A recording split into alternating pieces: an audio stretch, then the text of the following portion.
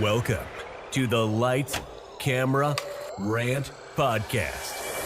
Your source for the latest on movies, TV shows, and video games. Get ready for ranting, raving, and reviewing. Here is your host, Lee. This week's episode of I Was a Teenage Film Snob is not brought to you by any anger or rage or frustration, but there is plenty of ranting.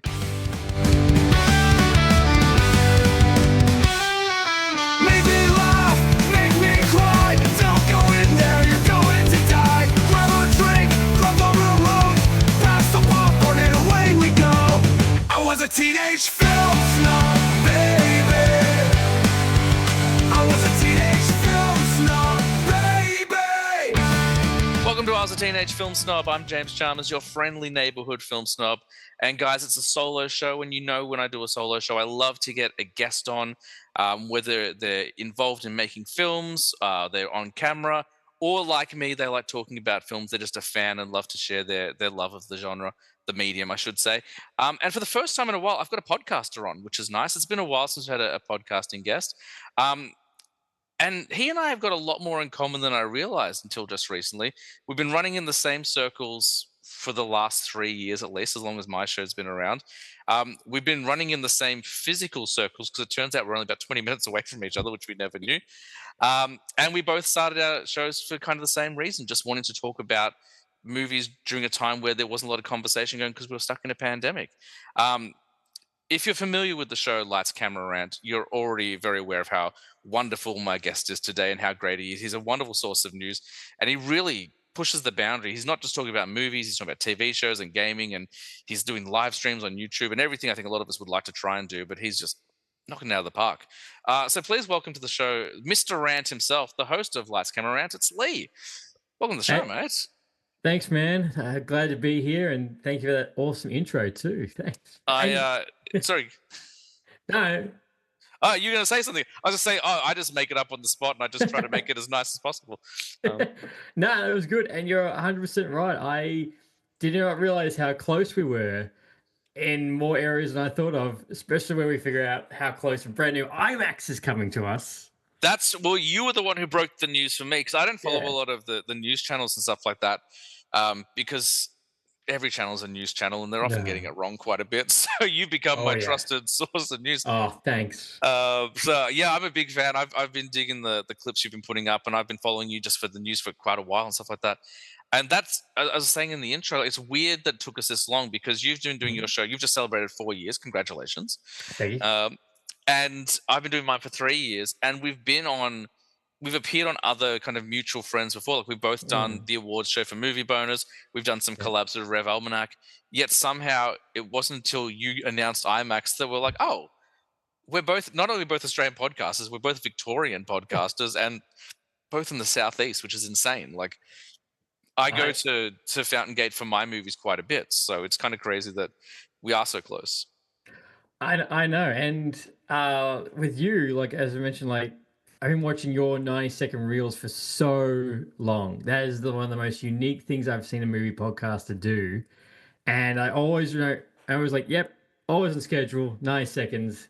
It's this guy's perfect niche. And your logo is really good. Everything, you're being very sweet. Thank you so much. But everything about it is circumstantial. It all kind of happened. It was very little effort on my part. The 90-second reviews, we were talking about this before we started recording. I was in Scotland. I lived in Scotland for 6 months last year. And every single guest that I usually have on, we're all in the Australian time zone. There's a 14-hour time difference. So they either had to get up really early or stay up really late for me. And some did, which was lovely, but I couldn't expect all of them to do it. So I was like, all right, well, I'll find what's the remedy to this? Like, do I just shut down the page for 6 months? I was like, the whole idea of this is to kind of help me get to talk about movies more. So I don't really want to shut it down. And my wife can only listen to me talk about movies for so long. Something I'm sure your wife also can share. Yes. Yeah. Oh yeah. So I was like, well, what if I just do reviews? I never really wanted to do the whole critic thing. So I won't do the critic thing. I'll just talk about movies for 90 seconds. And that just kind of happened on its own. And then the logo, again, like, thank you so much. My friend Josh, who's been on the show a bunch of times, I've known him for closing on 40 years. Like we've been well, maybe 35. We met in primary school in prep, so we've known each other forever. And he's always been an artist. Now he runs his own independent game studio. He's currently working on his first like open world platformer type game, which is going to That launch on is the so cool. Yeah, it's really cool. He's been on the show a couple of times and he's talked about it. Um, so I said to him, I said, look, I know you're really busy, like achieving all your dreams, but if you've got 5 minutes, do you want to design a logo? Um, and he was like, yeah, what do you want? I'm like, I don't, no rules. I find that if you're an artist, like the last thing you need is rules. You just go wild, you come back to me. And you've said to me before, you really like the yellow. Mm. I was blown away. I was like, why I'm like, it's so striking. Why the yellow? And he's Mm. like, James, you're using these like slideshows and all the text is in yellow. I was like, oh, okay, that Oh. makes sense. Like, I was creating all of my episode art just in like, actually, I still am. I'm using the exact same program. I got this free app that it lets me just choose a background and put text over. So that's what I was doing. I literally just got like a stock image of VHS tapes and just like got like a texter font, and I was like, that's the episode font. And then he was like, no, Done. we can do better. And Yeah. and then he came up with a logo, which is yeah, it's I'm very excited by it as well. Like Mm. it's a little bit gauche to be kind of into your own stuff that much, but I didn't create it, so I think it's okay. But no, thank you. Yours is very striking as well. I like your logo quite a bit. The with you holding the mic and stuff, I think that's very cool. And you use the big bold red, so I think we kind of go together quite well. We ketchup and mustard. We I work was well. literally about to say the same thing. I was just like it'd be my 2 seconds. Because my favorite color has always been red, and I've always seen people like little icons either have like a white or a blue or yellow. I was like, nah, do red. It'll Yeah. stand out. That was his argument as well. I was like, oh, it's very bold. Because yellow is not my favorite color. I would put it quite low on the spectrum of colors in terms of my preference. But he was like, look, he goes, it's your show, you do what you want, but no one else is using yellow. He's like, and you have been using yellow, whether you want to admit it or not. Like, you have been using it. I think it's quite striking. I was like, all right, well, let me have a look. And he was right. Like, Mm. a lot of the time, a lot of the compliments we get about the show, just in general, is they love the artwork. And the few people who have bought merch, like Jake, who's one of the hosts of Movie Bonus, he bought a shirt just for the 100th episode. He was part of my 100th episode, and he bought a shirt so he could wear it in a video that wasn't even part of the show. And he talked about like the logo and stuff. I'm like, oh, that's really nice. Like, Yeah. I'm so glad people dig the logo. I have nothing to do with it. I just said to the guy, you're artistic. You do whatever you like. Thank you. I would really like though, because the film snob, as he were, is wearing sunglasses that are made of a VHS cassette. And I'm like, how expensive would it be to merchandise that? I'd love to get like some 3D printed VHS. Like, remember before he was insane, Kanye like kind of trademarked those glasses, like those dumb glasses. I'm like, oh, could I trademark some dumb glasses like that? Like, I do kind of like. You could. Yeah. Wear that at a premiere. Yeah, exactly. I feel like it might only work in ink. I don't know if it'll work in real life, but I would like a pair of VHS glasses at some point. Yeah, you can do that, man. And that's another thing is like if you wear like, which I'm pretty sure you did when we went to Ballerina, you wore your shirt. Yeah, absolutely. Whenever I'm Yeah. generally when I'm on a guest on someone else's show, or if I'm doing something where I'm appearing, like I'm not like attached to it, I always got to self promo. You got to do it. Yeah, you're covered in it. 100%. I was saying to another podcast not too long ago, I'm like, I don't care if I look like a NASCAR driver. I'm Yeah. like, I'm gonna promote the share of this. Yeah, you gotta do it. Like, it's so funny.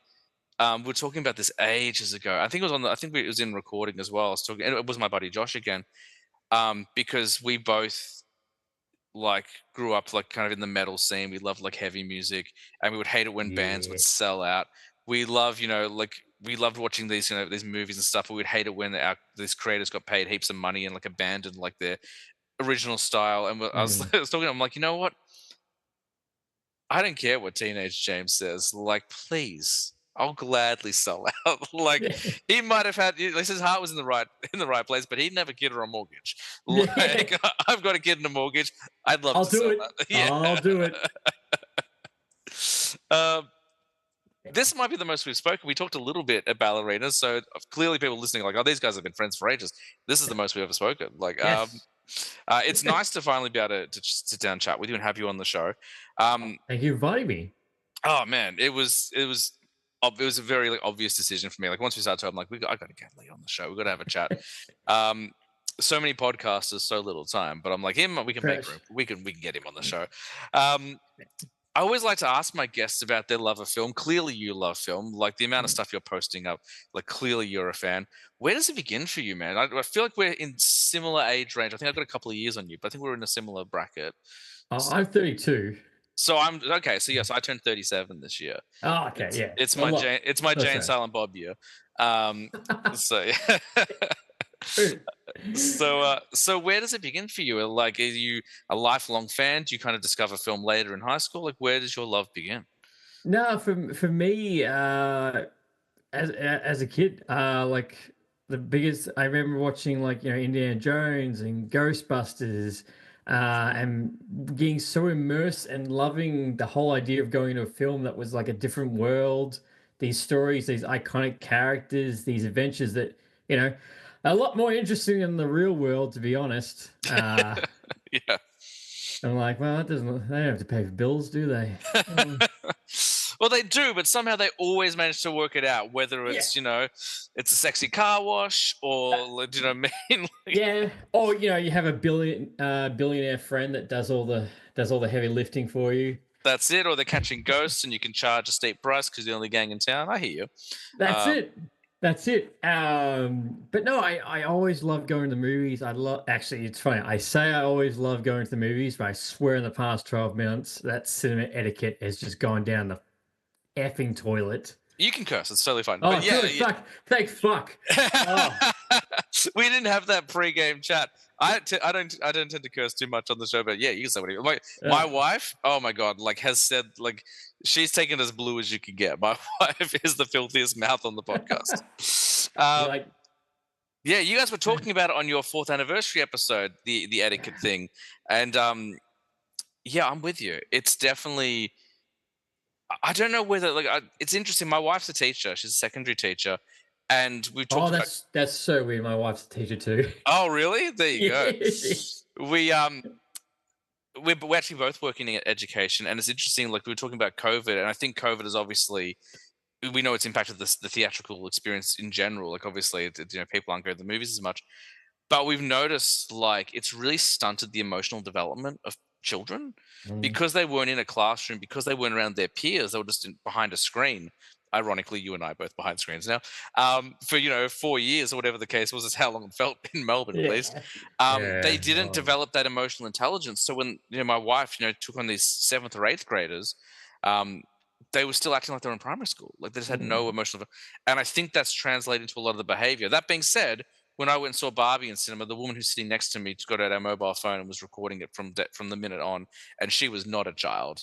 And then she took a phone call. I was like, "What are you doing?" What the fuck? Why?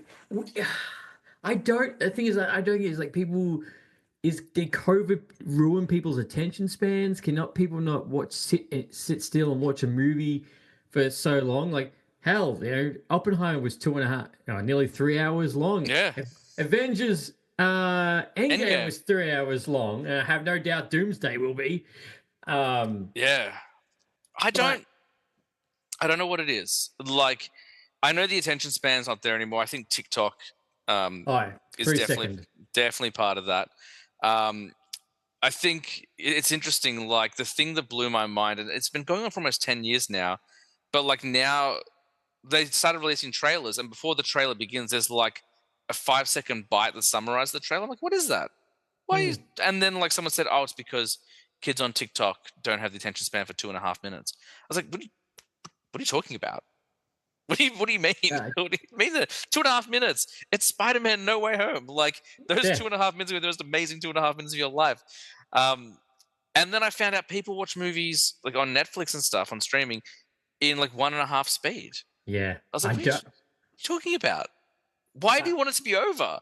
Like, I don't get that. And even like yesterday, when saw Jurassic World Rebirth, midday. Okay, it could have been my fault. Midday, Saturday, all the families could come. No, there was a weird guy with a really weird loud cough. There was a child about 5 or 6 that was crying, and Ugh. there was another there was another kid that was crying. I'm like, and the funny thing is, you think that the etiquette would be different if you go to a premiere. It's Mm. not. No, we went to the same premiere, and there was some nonsense going on. The guy in front of me, there was a guy in the row in front of me, and I guess he just didn't get enough sleep because he kept yawning. But I don't know if you heard him. It was the most comically like loud yawn I've heard. He was just like, oh, like throughout the film, and it was taking me out of it. And I know you've had to tell people to shut up before, like threaten to kick him out. So No, I have my best mate who I go with. He does that. He can't yeah. stand it. And where did we go? We went to the premiere for Megan 2, Mm. and literally there was a couple next to us that were scrolling on their phones, and then something dropped on the ground. So he turned his light on full of his camera, trying to find what he dropped. There was a pack of like hyena mums in the corner crackling at every laugh Mm. like they've been drinking wine. I'm like, you've been invited to a premiere. This is meant to be something like that. You be quiet and you watch it because you're seeing it before everybody else. It's crazy. It's so special and unique. Like you're such a part of us. Like we're killing ourselves trying to get into these things. Like doing anything. Like Nah. I'm driving up the viewers. Like please, like I'm almost at 2,000. Let's do it. And Yeah. whereas these people get in somehow. We were talking about this. I was just on the Movie Bonus podcast. I don't want to spoil too much because it hasn't come out yet. But we were talking about critics and like not so much the etiquette in the cinema, but just like there seems to be no joy in modern critics anymore. It's just like everything is terrible and they just tear it apart. And I was like, can you imagine getting paid to go and see a movie for free and then just hating everything? Like, why would you do the job? Where? The etiquette thing's been going on for a while. I know when I went and saw Infinity War the second time, there were a bunch of teenagers like behaving irresponsibly. It was a full theater as well. I Mm. wasn't too mad because I'd already seen it at least, so I was like, "Oh, this is annoying," but thank goodness I've seen it. Mm. Although I did turn around and said, "I've seen this." I remember my wife was like, "God, I've seen this. I will spoil it for you. Shut up." Like, I did say that. They all live. Yeah. And then I remember Guardians 2. I got to an advance. It wasn't like a premiere, but Reading sometimes release the movie a night early. So they release them on Wednesdays Oh, instead of yeah. Thursdays, or at least they used to. And we see Guardians 2, and I was sat next to a couple, and the woman in the relationship was hot for Chris Pratt. And I know this because every time he was on screen, she was making like really inappropriate remarks. And I just Oh. turned, and she was like, "Oh, he's so hot," and like not, and like I'm not here to contest that. Dude's a good-looking dude. He's charming. He's Yeah. funny. Somehow he's a Republican, but people still love him. So, like, that's fine. Like, I get the appeal, but you're in a movie theater, man. Like, just know your place. And I turned to her. I said, "Hey, he's not going to sleep with you. Like, just shut up." Like, she didn't like that one. I also didn't say sleep with you. I definitely said something else.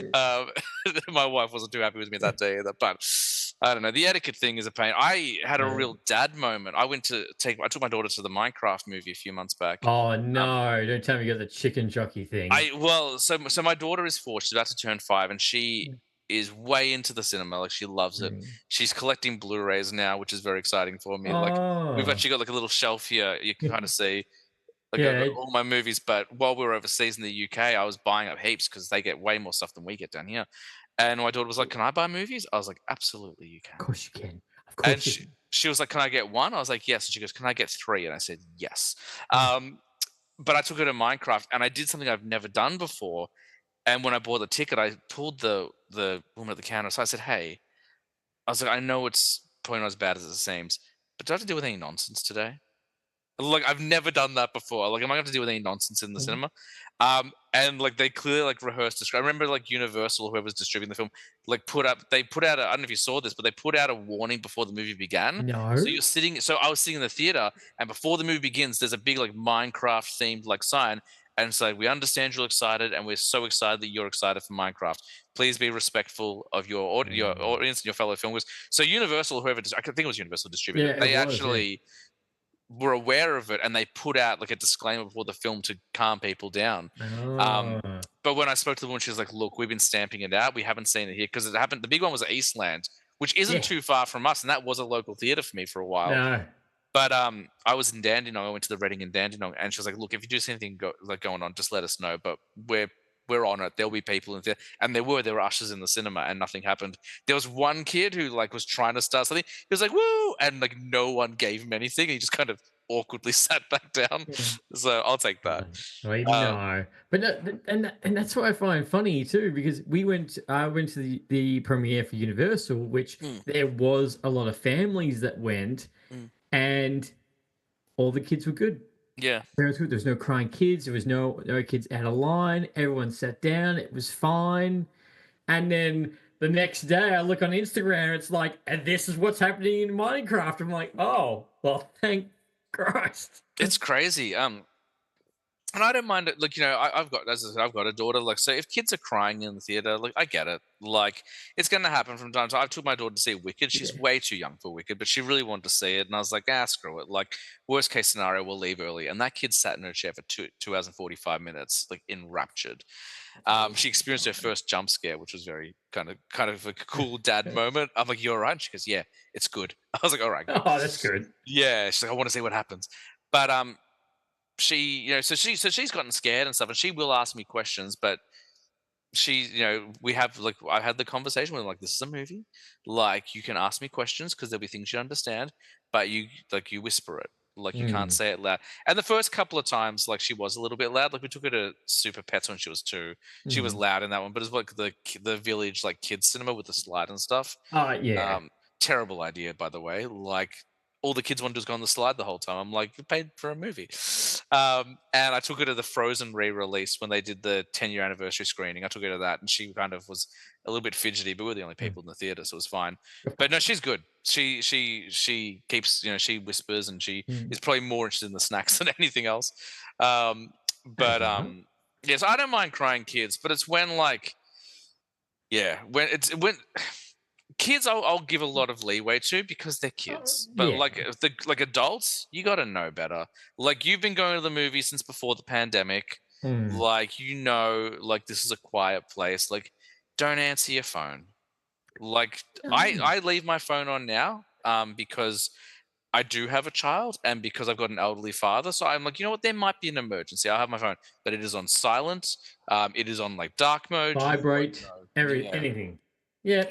They don't even tell you to switch your phones off anymore in the theater. They just say to put it on vibrate. It's not difficult to That's do. no. And it's funny, like you actually said it, because there was one premiere where a guy had literally went on his phone and just started scrolling like next to us for like 10, 15 minutes. I'm like, if you don't want to Yeah, be here, if you don't want to be here, yeah, go.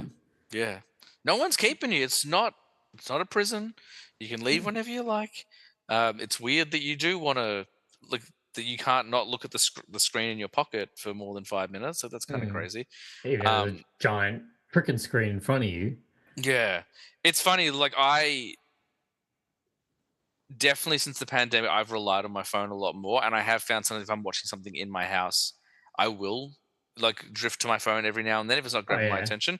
Um, which is why I turn my garage into a theater because I'm like, if it's a cinema, I'll respect the Yeah. rules and I'll put my phone away. Wait. And like, it literally does happen. Like my phone, like it'll be on my like little popcorn tray, but I will not touch my phone if I'm watching a movie in here. But if I am in the house, like I do stray. Although I rewatched No Way Home last night, Mm. and like that phone didn't get touched once. I was like, man, this Oh, is of course. magic. This film, It's no way home. this is magic. Uh, We got incredibly sidetracked, which is what happens on this show. yeah, partially my fault because I was saying I'm like how much I love theater. But you know what's also horrible at the moment?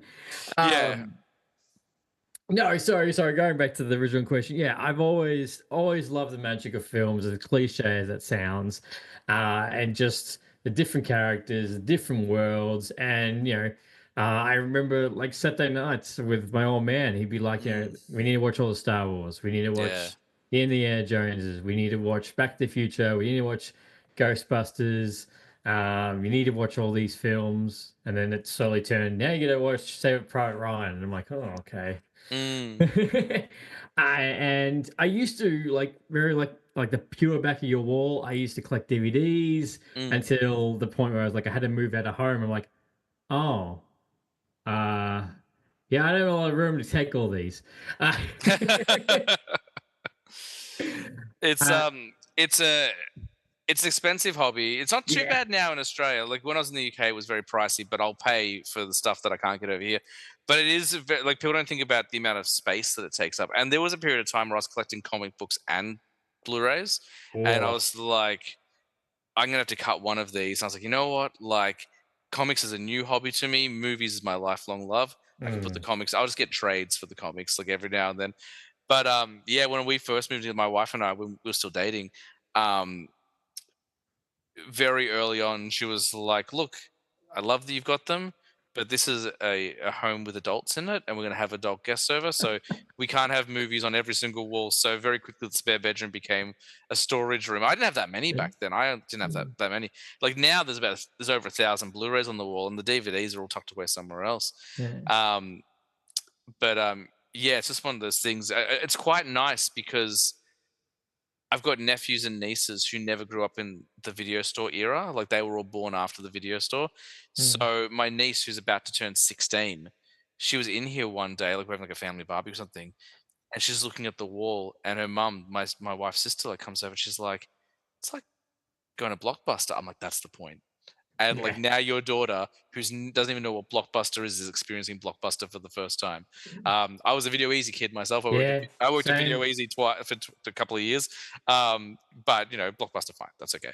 Um, Speaking of video stores, very ham-fisted segue. You mentioned Ghostbusters, you mentioned Star Wars stuff. Obviously, being your kind of similar age to me, these were all out in theaters and gone long before either of us were born. So, Mm. were you very much a video store kid, or was it just it's on Channel 9, we're going to kind of crank it and watch it with the ads and stuff? Or You just crank it on Channel 9, Channel yeah, 7. I can watch it. And oh, look, there's Terminator 2 for the 10th, 100th time. And I still remember thinking for so long, I was like, oh, thinking Terminator 2 was the first film because Channel 9 never played the first film ever. Mm, But no, I'm like you, Video Easy every Friday, every yes, Saturday, getting the new film, either a new film or going to the bin to get like the three, like for I think it was like three for $10 to $15, or getting the fresh game. And I was also that weird kid that was like, "Are you done with that poster?" yes, yes, And yeah, having Spider-Man or Dark Knight or something on my wall yeah, at that time. But yeah, I was that. I remember I did have the giant. I don't know why I got it, but I had the giant like cardboard thing of yes. Spider-Man 2. Yes. I so when I worked at Video Easy, I didn't have the presence of mind to do it when I was a customer. Although first started working at Video Easy I was 15. In fact, I wasn't even 15. I was just under there because when I was a teenager, there was kind of a gray rule. Like it wasn't like you had to be 16. I think now you have to be 16 to get a job. But Yes. they were like, oh, 14 and 9 months, which I don't think was official. But like the minute I hit 14 and 9 months, I rode my bike down to Video Easy every single day. Like, do you have a job? And I would bug the crap out of them like constantly. And eventually I came down and like, actually, we do have a job. Do you want to? And that's when I kind of had the confidence to start like Yes. taking posters and like the big cardboard things to that.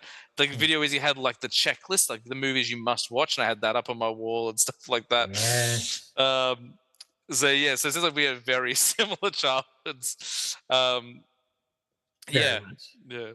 But Um, yeah, used no, to go have go. all those posters. Used to yeah, all those movies. Uh, and it's funny actually. My Video Easy is now a dental clinic. I'm pretty sure now. Which one was your Video Easy? It was oh shit. It was in Ringwood. Okay. Um, oh God, I can't remember. Eastfield Shops. Yeah, near the Croydon Oval. Okay.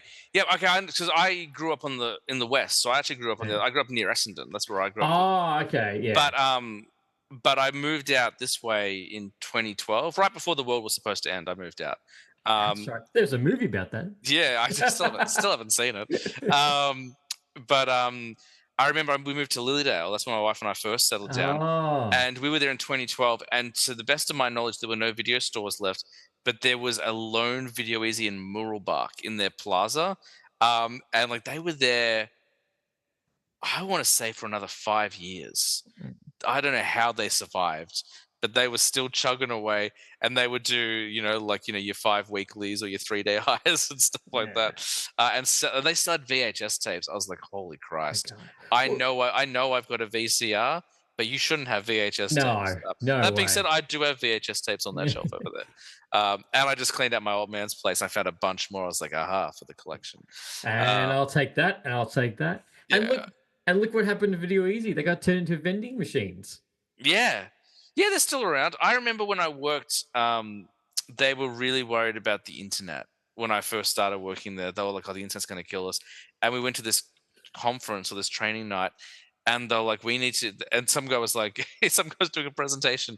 It was like, it's not the internet we need to worry about, it's the dissolving disk. I'm like, what's the dissolving disk? I don't know if you've heard of this. Never took off. They're like, there's a technology in America. It's so dumb. There's no way it was true. They're like, in America, they've created a disc that you can rent, and it starts to deteriorate the minute you open the envelope. By the end of 3 days, you won't be able to watch the movie. And I was like, what are you talking about? What? But I was 15, so I believed it. I was like, oh my Yeah. God, that's the future of Yeah. entertainment. I hope if someone's ever heard of the dissolving disc, please let me know. Like, Jeez, well, and isn't it?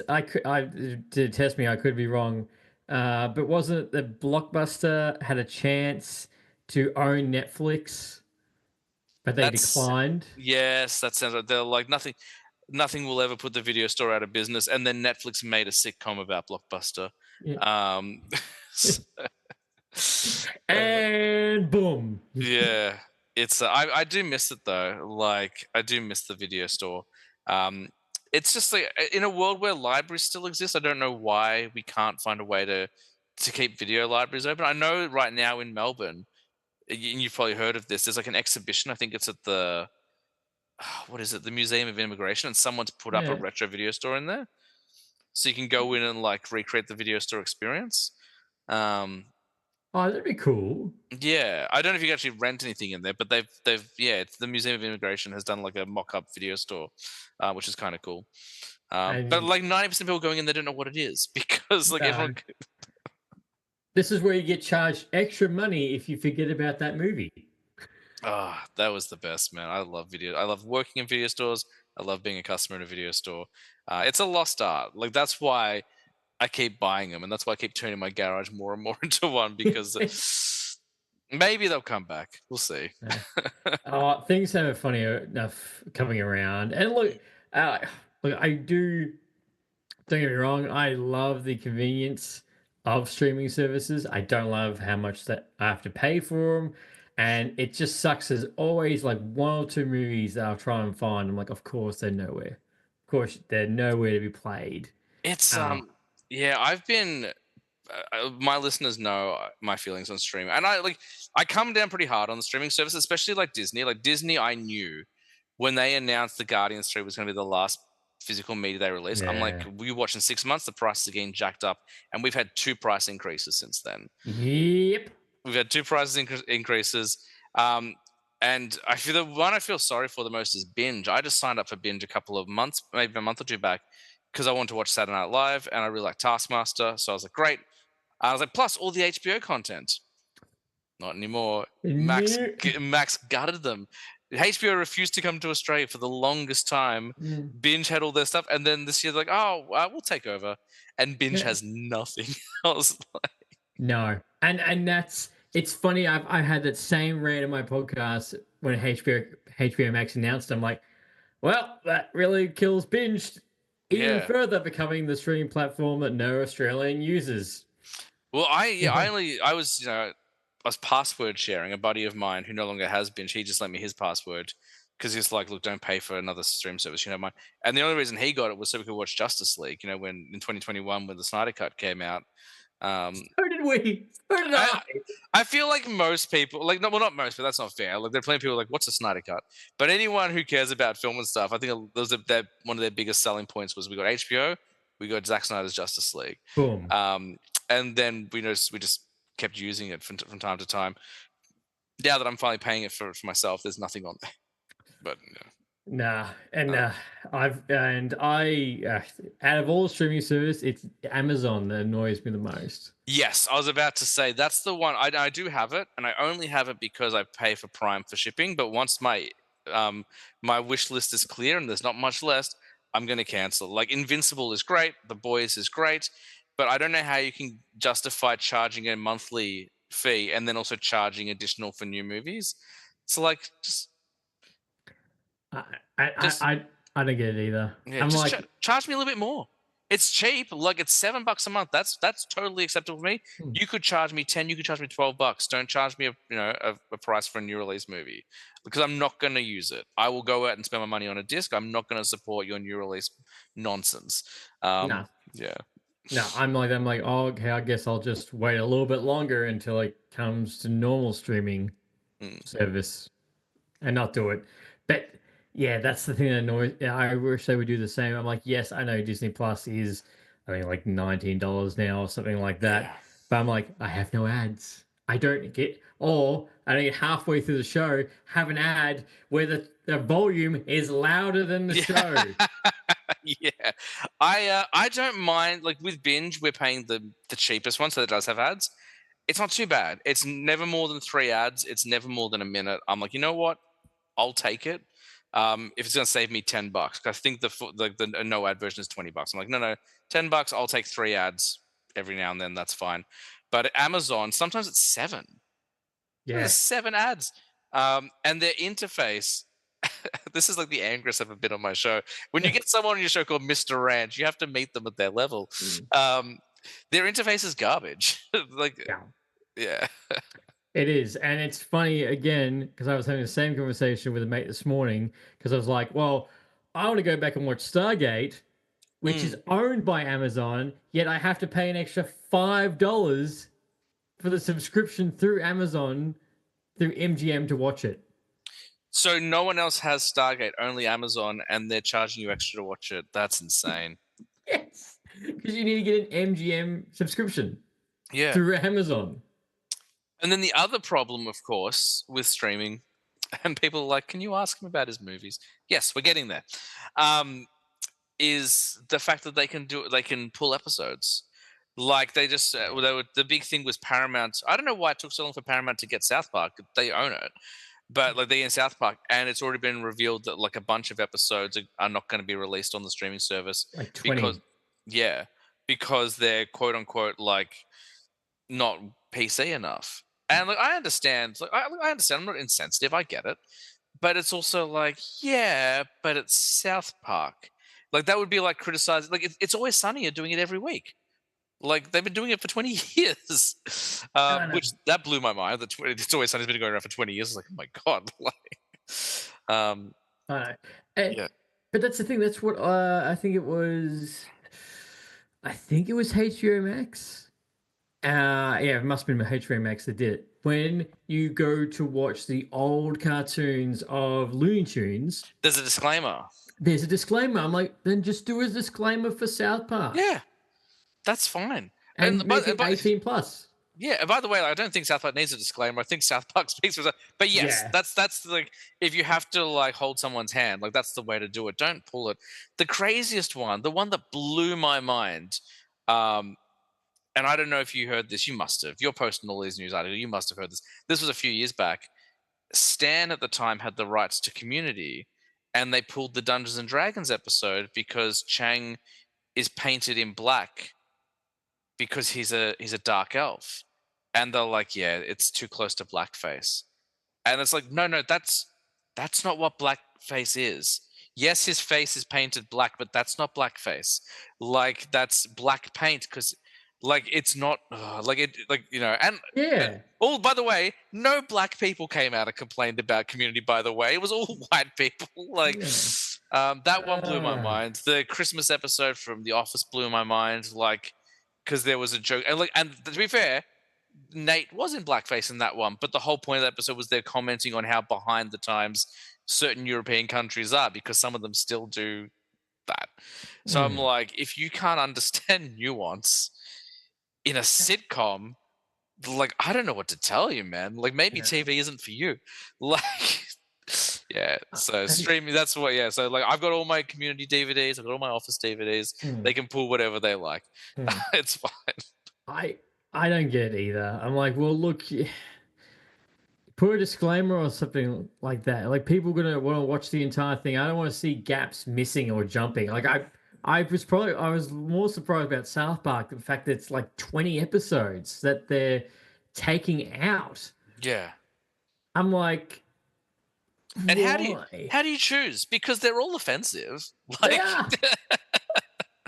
They are. And I'm pretty sure the 20 episodes that are actually missing, I think, are one of the funniest because they're the most wrong. yeah. All right. So, that's the part I do admit. All the fact that when you go watch a movie and it's different to how you remember it because it's different on the DVD. Yes, I saw this. Apparently, I don't know where I read it today. That apparently the streaming version of Sinners is different to the theatrical version. Really? And I don't know if that's true. I haven't done enough research. I was at like a family event. I was just like glossing through my phone for like 5 minutes, and maybe it was on Reddit. So if it was on Reddit, definitely don't trust it. But someone was saying that, like, am I crazy? Like, it feels like certain like plot points happened way later in the streaming version. So I don't know. We'll see. And then someone was like, "Yeah, the theatrical cut was the director's cut," and I was like, "Do you know what a theatrical cut is?" Like, I don't think people do, and it's in the name, guys. I don't get it. And I must say, if I'm talking about movies, because I just watched Jurassic Park, films that underwhelmed me, and I think critics may have ruined it for me, was Sinners. Sinners is interesting because I'd heard lots of good things about it. I'd heard the only spoiler I'd heard was that it was a vampire movie, which isn't really a spoiler, but the trailer doesn't tell you that, which I quite liked. I really enjoyed it. I think it's 20 minutes too long. And I do think that people are glossing over the fact that it's from dusk till dawn. Like, It is. Yeah. It is. What I got to me was like, everyone's like, "Oh, this is amazing! You know, this is the best film of 2025. This is so good. You know what this does." And I literally watching it and it got to the end of it, like, "Oh, okay." It's good. It's cool. Oh, yeah. Like Michael B. Jordan playing twins, great. Yeah. Love it. Haley Steinfeld continues to charm. Like, especially her line too. Yes, that line. Holy Christ. The guy who played the villain, whose name I'm forgetting right now, Jack. How am I forgetting his name? Jack O'Connell. Wonderful. Yes. Didn't even realize it was him. I was like, who is this guy? It was Jack O'Connell. Like, all really good. But I have seen that movie before, and everyone's brushing over it. And like, I think they took what Rodriguez did and found a way to make it classy. Like, you took an exploitation film and made it palatable to a wider audience. So that was really cool. Did the post-credit sequence need to be 15 minutes long? Probably not. Like, but I really enjoyed it. But it's not my number one film of the year. Like, I walked out and I really enjoyed it. But there's other films I've seen since that I probably would put higher. I just watched Companion for the first time this week. How fucking good is that? That blew my mind. I was like, because I knew a little bit. Now, spoilers for anyone who hasn't seen Companion. It's out on Blu-ray now, so it's been out for a while. I knew it was about AI. I didn't know anything other than that. All I knew was about like an AI thing, and they double bluff you so many times. I was like, when obviously there's an inciting incident, I'm like, that's what this story is, and then that's not what the story is at all. No. I was like, holy crap! Like, it reminded me a lot of Ex Machina, which I loved. Which that's 10 years old now, which is insane. But yeah, Companion, I think, is probably fighting for the mantle of number one film of the year for me at the moment. I really enjoyed Companion. Dude, I'm right there with you. Actually, it was my number one. What's taken over is F1. Interesting. That's I love watching everything. That is an example of a movie that doesn't really pique my interest at all. It's one that I'll probably wait till Blu-ray and then buy it and watch it and then probably love it, just like with Top Gun Maverick. Had no interest in Top Gun Maverick. Watch them like, well, I'm an idiot. But yeah, Well, it happens a lot. It happens Yeah. a lot. But I think if you can call yourself an idiot, it's okay. Fine. But I do like Brad Pitt, so I will check it out at some point. But I'm so far behind. Like, I haven't been to Megan. I probably won't get to Megan now. Like, I haven't been to Jurassic World this weekend. That was basically my window because next week, Superman, Zoom which I'm very excited about. The week after that, I've got I Know What You Did Last Summer, and then the week after that is FF. Yep. Like, And it's- you're going to the premiere for one of those. I am. I don't know whether I'm allowed to talk about which one that is. I think listeners can be like, well, there's no way you can invite it to two of those ones, so you can. Yeah. But yes, it's gonna be a pretty full schedule. Like, Ah, I was meant to take my daughter to Elio today, and again, no, tomorrow, but that's not gonna happen now. So I'm gonna try and get her to Elio next week, maybe. I've totally forgot that film came out. Like I saw someone post about it. I was like, oh, that's right. Mm. Why do I feel like I've seen nothing? I don't know. I feel like I haven't seen any much promotional material about it, or not many people talking about it. Yeah, it's definitely. I think it's the lowest performing. I think they said it was the lowest performing in Pixar history. Ooh. But also, like, something has to be. Like, like, I'm sure it still made, like, Elio made more money in its opening weekend than I've made in my entire life. So, do you know what I mean? Like, it's probably doing Yeah. okay. Yeah. It's interesting. Like, I was kind of like that when I was living with my wife, even before we got married, before we had a kid. Didn't turn my nose up at kid films. I would go and watch them, but I just wouldn't go to them at the movies as much. Like, I didn't see Frozen in theaters until they released it 10 years later. I didn't go and see Wall-E or Up or pretty much any of them. I think the only one, like Big Hero 6, I really regretted not seeing that in theaters. I think the only one I saw in theaters was Incredibles 2 because I loved the first one so much. Mm. Once I had a kid and she showed interest in film, now I'm seeing way more kids' films in theaters again. And it's great. Right. It's awesome. Like, yeah. Dude, 100%. I think the last kids film I watched at the theater only because I had someone who was raving about it was Puss in Boots: The Last Witch. That's meant to be excellent. Still haven't seen it. Yeah, Like, it is. He goes to me. He's like, man. He's like, I know it's like a Shrek film. He's like, you just need to watch it just for the villain. Just like yeah. for the villain, you need to watch it. I'm like, yeah, all right, we'll go watch it. Yeah. Like, The art style was gorgeous. I'm like, holy shit, this is really good. I love the art style, but yeah, like this year we've seen, what did I take her to? Minecraft, obviously, we talked about. I took her to Lilo and Stitch, which was fine. I don't think it's maybe it's the best live action adaptation. Like, I don't think it's a very high bar. But everyone who was going insane over Lilo and Stitch, after I watched it, I'm like, oh, you liked it because it's Lilo and Stitch. Like, did you not see the original one 20 years ago? Like, it's like it's a great story. Like, that's why you like it. It didn't really do anything different. There were a couple of little changes that I did like they kind of gave the system more to do and stuff like that. But that was fine. I know I took her to Dogman. She loved Dogman. We're buying that tomorrow. That comes out on Blu-ray tomorrow. So I've been told I need to go and pick that one up. So I'll get a couple for me as well. But yeah, like, I'm only seeing more kids films because of her. Thank God. Like, it's great. Like, but yeah, Elio will hopefully get to. I'll let you know how it goes. I'll let you know if it's worth checking out. But yeah, let me know. And just going back to F1. Yes, sorry, yes. No, it's all right. I got invited to the premiere for that, which was last minute, which was great.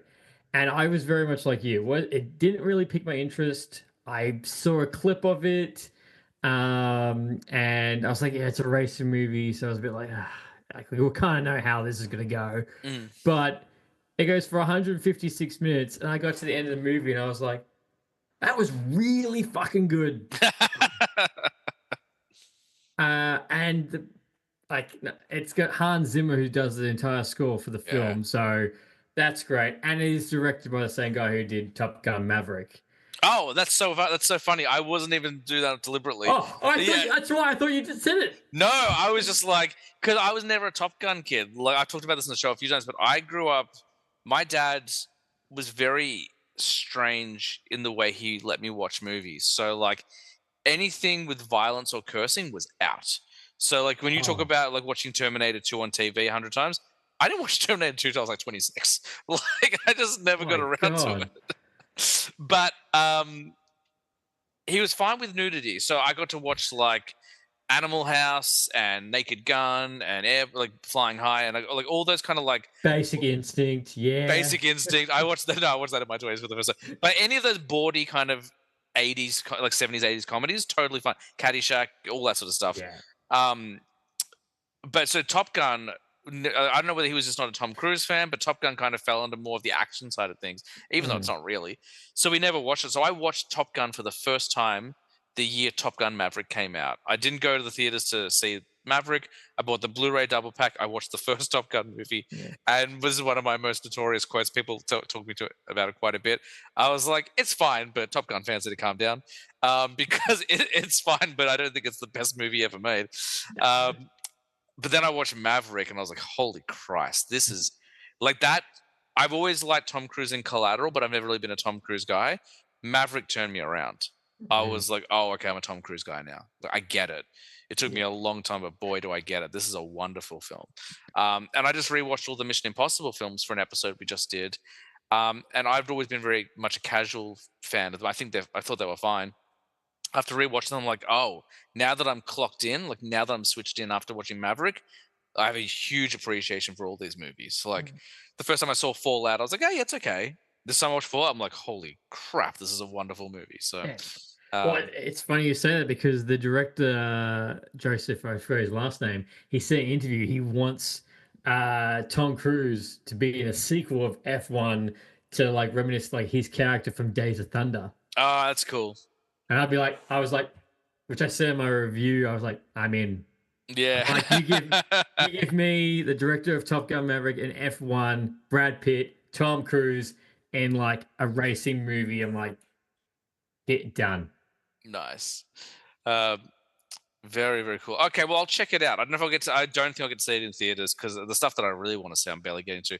But F1, yeah, I'll definitely check out. Because if you don't, I take your reviews pretty seriously. There's a couple I had to put on hold. Like I haven't listened to your 28 years one yet because I hadn't seen it. I'm like, he won't spoil it, but yeah, I do. And by the way, full disclosure, it's basically 28 inches later. That movie. Yeah, that's a great, better title. Just comes out of nowhere. You're like, all right. I'd heard that was the only the only two things I'd heard about that movie were a lot of zombie dicks and the ending has one of the weirdest tonal shifts of all time. Which I dig that kind of thing. Like, I like it when they just kind of so like I was talking about this with someone. I'm like, if you saw The Substance is a pretty crazy movie, but there is a weird tonal shift in the last 10 minutes of The Substance. And I was comparing it to that. I'm like, it's not the exact same thing, but if you know what that shift is, it's kind of in the same vein. It just goes crazy. I still need to watch that. Oh, The Substance? Oh, it's 2.5 hours. My buddy Nick, who co-hosts the show with me, he said he felt every minute of it. He said he didn't like it at all. For me, I was in like I was very unwell. I had what did I have? Gastro. I had gas. I'd just come off a plane. I'd flown. I've been on a plane for like 30 hours. I had gastro, and I was watching it on a laptop screen of all things. And I enjoyed every minute. It flew by for me. So I don't know whether you need to be in that state to enjoy it. I'll keep that in mind. Yeah, go for a really long flight, feel awful, and whack it on. I got one coming up. Yeah, you're going exactly where I was. That's how to do it. Yeah. Don't watch it on the plane. Wait till you get off the plane, and that's how you'll experience it. But so I really, and a lot of people I've spoken to, like, it seems to be like one of those two things. Either you love it and it's quick, or you hate it and it drags. But I quite enjoyed it. So yeah, we should talk about your movies because I think we've been. Oh, we've been ranting for a good time. We've been talking for a while. Like I knew, I was like, I won't go for 3 hours. I think we've been talking for like 90 minutes. So we'll jump into your list. There doesn't have to be any particular order. But I gave you the really frustrating task of bringing you your 5 favorite films. So what's number 5 on your list, man? What do you got for me? Oh, you're doing it reverse. My number 5 would be Oppenheimer. Relatively new film. Yes. Which I'm glad to see because I feel like when I talk to people about these lists, and there's no shade, like you like what you like. Most people seem almost obligated to put films from their childhood or from like 20 years ago because something's too new. In my top five rotates a little bit, but recently Midsommar made my top five, and I was like, is it too new? Oh, But that movie's 6 years old, like, but it felt too new because everything else is from the yeah. 2000s or before. Mm. I love Oppenheimer. Why Oppenheimer? Why does that crack the top five?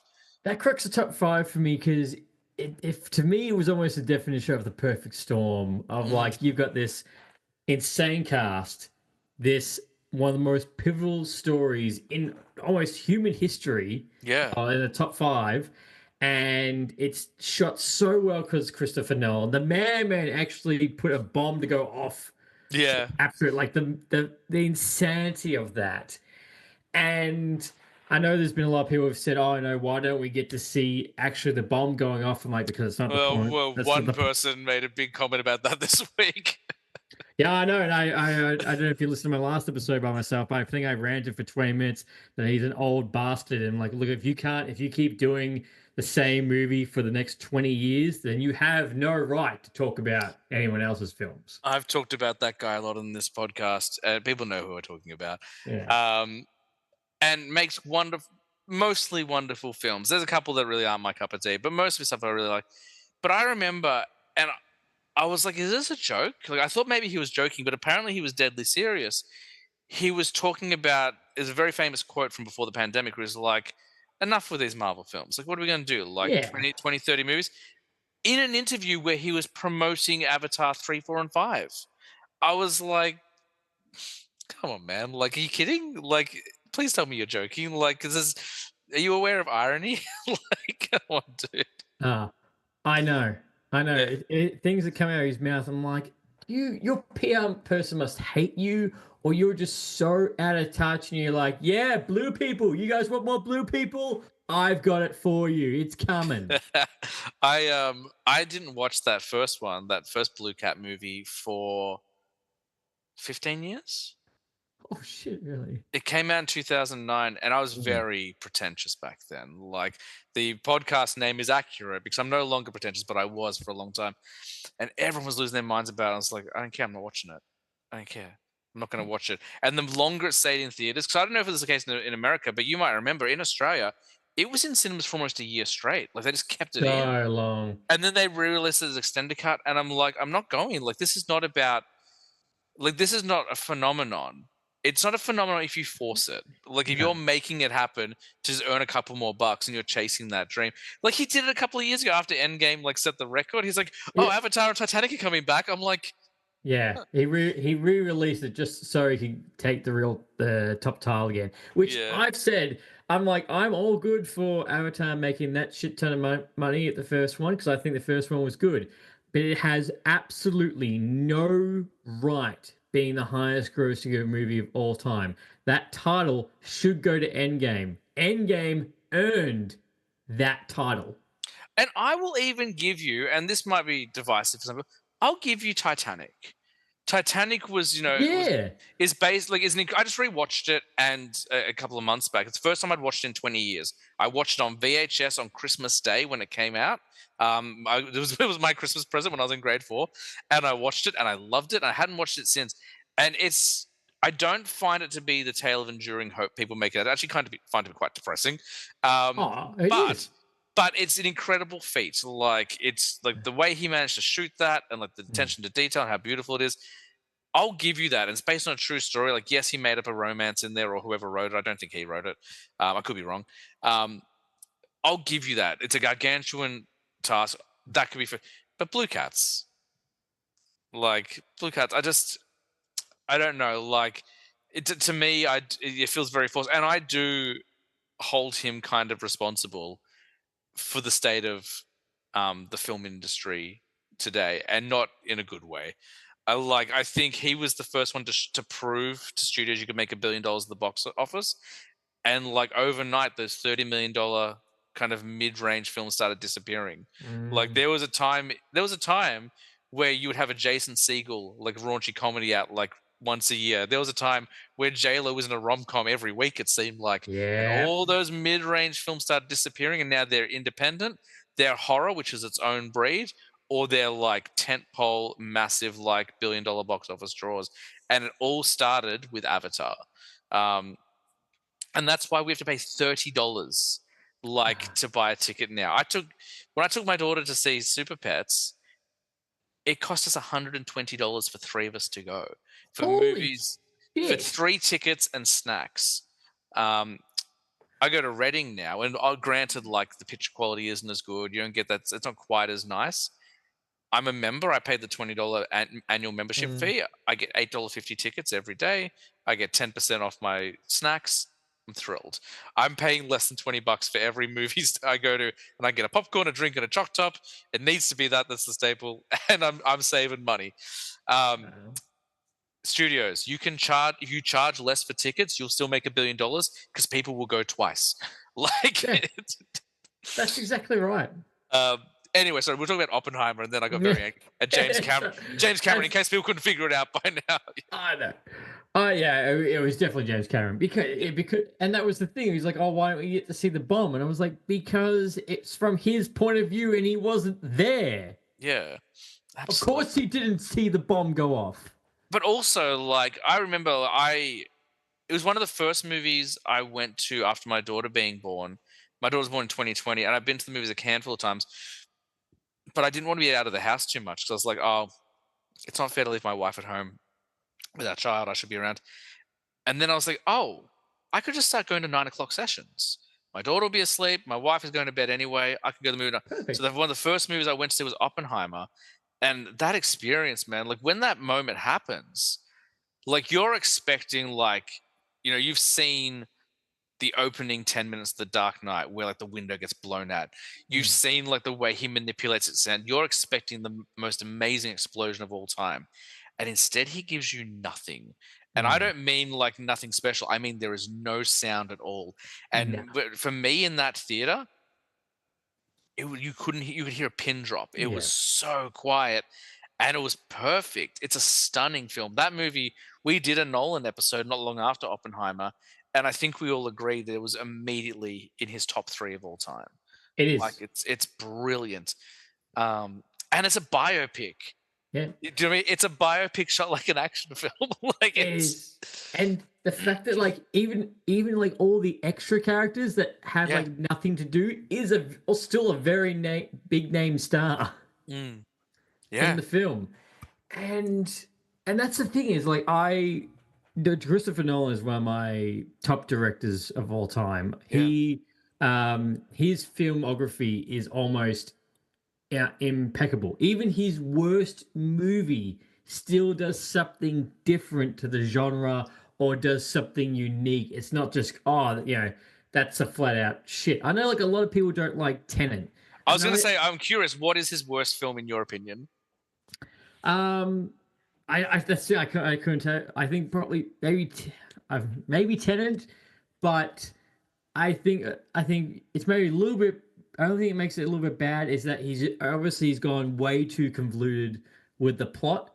But even him doing that, this film is shot so unique and so different, and it's Yeah. one of those films that you watch very much like Inception. You go, oh, like The Prestige, and you Yes, go, so underrated, by the way, Prestige.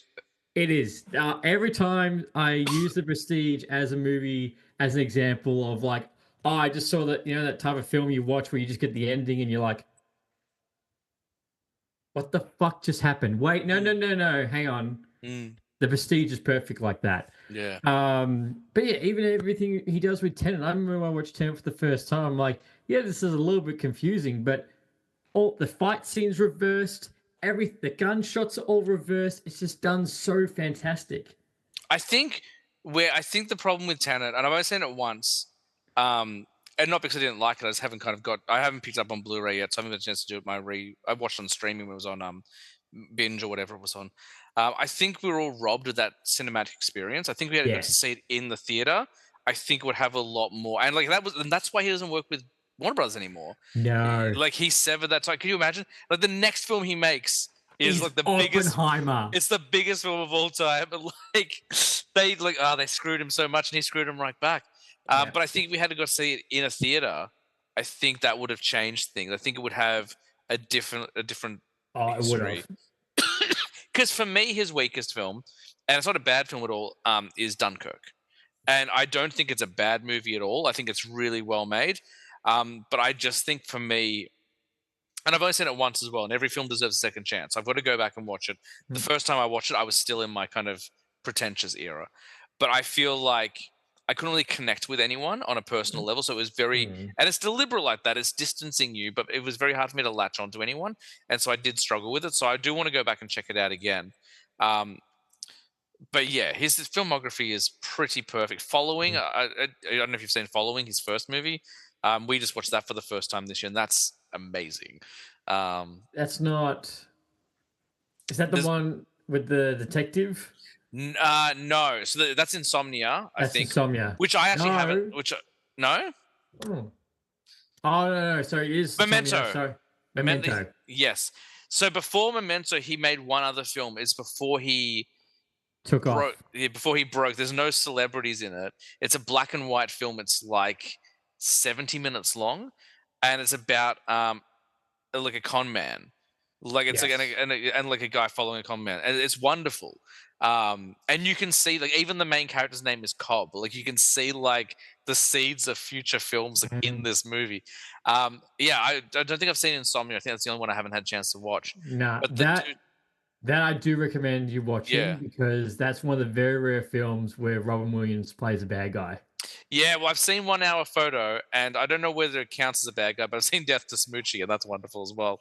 But yeah, I like Robin Williams when he gets to be a little bit more unhinged. Yeah. Um, And 1 hour photo, God, I remember yes. watching that for the first time, and it's such a weird, like, oh, it's Mrs. Doubtfire. No, this is guy who wants to be inside your family. Yeah. It's Yeah. I haven't seen that in about 20 years as well. But yeah. But Uh, no, but that's why I liked Oppenheimer because it was that's to me was just like this is why you go to the movies. This is yes. why you pick up an IMAX ticket and you pay that little bit of extra Mm, for something on this such a grand scale. And the fact that at the end of the movie, when they have that final speech, you're just like, oh yeah, we're all screwed. Like yeah. that's it. That's the Neil moved and everything that follows from those events. Yeah. That's it's wonderful. I actually and I've only seen that one once as well, and it's just because I don't want to watch like the way that I watch movies now is I often watch them in parts. I did very rarely sit down and watch a movie in its entirety in one go because I have a kid, because I have a full-time job. So unless I'm in this room or I'm at the theater, sometimes I have to watch them, and I want to recreate that experience with Oppenheimer, watching one full sitting. So I do want to go back to it, but it's incredible. Mm. Once we get our IMAX in Foundgate, they should, and I don't know why he hasn't done this yet, but they should just do like a Nolan series and just be like, hey, we put everything that Nolan's ever done on IMAX. I mean, obviously there are a couple that don't have the IMAX shooting on them or whatever, Mm. but just do like the Nolan IMAX range and just Mm. I don't know what like it's gonna make money. Like they're gonna make money. It's going to, and I've actually said this to my wife as well, and a couple of my mates. I'm like, I'm sure they're going to do some kind of special screenings when Mm, it does finally open. And I was like, if they, if they do Oppenheimer, if they do Interstellar, if they yes. do The Dark Knight, I'm like, I'm paying my ticket. I am going to be there. Yeah, 100%. I am. Yeah. I have seen woefully few films in IMAX. I saw all those educational ones when you were a kid, when you do a school excursion, because there was Oh, nothing, because yay. no movies were shot in IMAX. I'm trying to think if I've actually seen a film in IMAX. I don't know if I have. I know, and this is going to break a lot of people's hearts. I know I saw the Inhumans premiere at IMAX. Oh, Uh, here at Marvel, we don't talk about that. um, and I remember, like, I was like, okay, it's weird they did this in IMAX.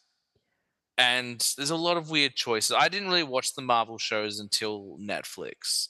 I did like I've seen one season of Agents of Shield. Apparently, it's amazing. Like I just never really got into it. It felt too TV budget for me, like kind of um normal TV, not streaming Hmm, TV. Before they had like those massive budgets, I was like, it's yeah. fine. But I never went back to it.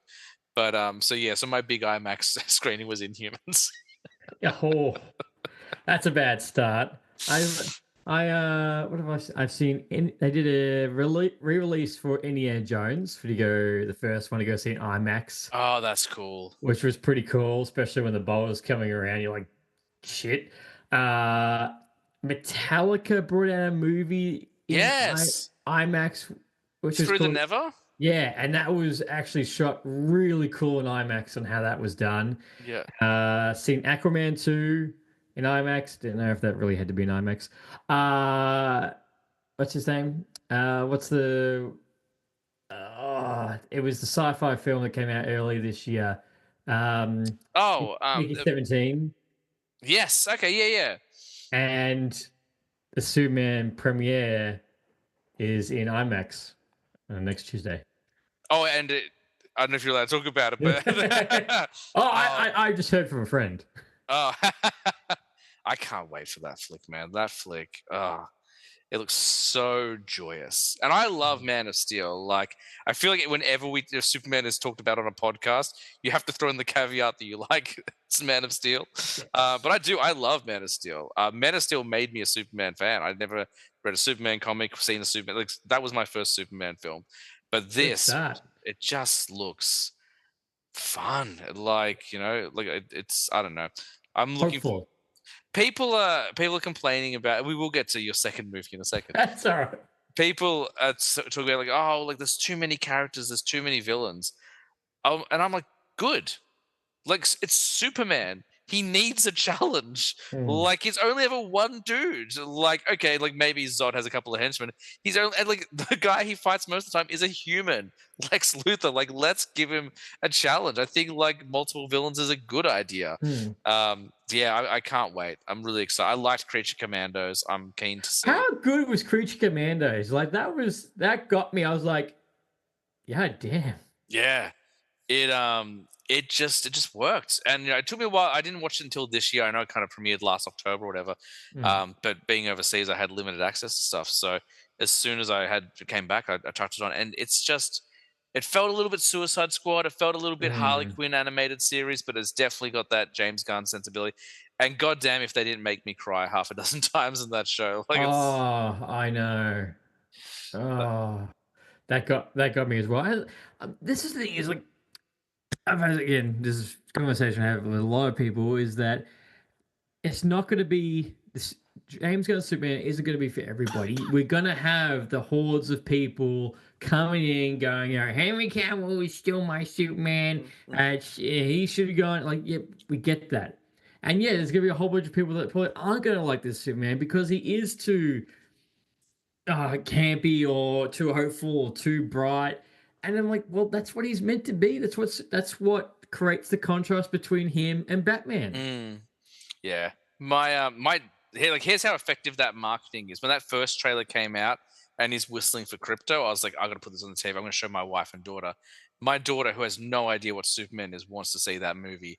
It's the classification has been released. It is M, which I was expecting, so it's just a little bit too early for her.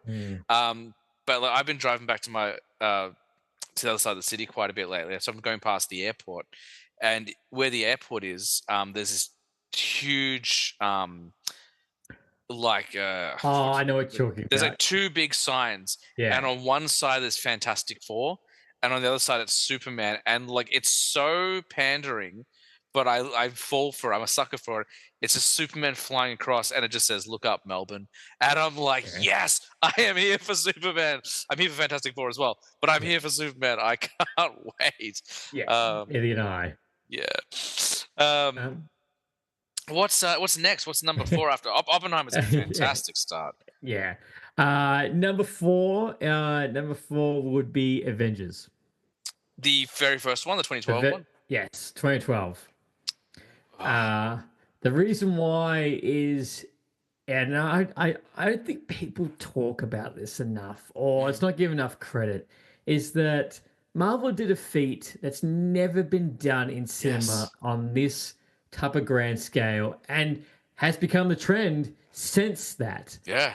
But as a comic book fan, you're watching the TV shows, which you imagine yourself, like the early 2000s film, you see Spider-Man, and you're like, oh, I know, would it be great if he could team up with the X-Men, and you see Daredevil. Why can't he team up with them? You know, Mm, they do it in they do it in the comics, they do it in the TV shows. But just the fact that we were gonna get that film, we were actually gonna have four franchises come intertwined to make mm, one big movie and see all these iconic characters on the big screen for the very first time. yeah. I And oh, sorry. No, go. I'm just remembering exactly the excitement, but no, please keep going. It's yeah. And just at first watching Captain America, the first Avenger, getting that trailer at the end of it going, we're going to Yes. be getting this a year later.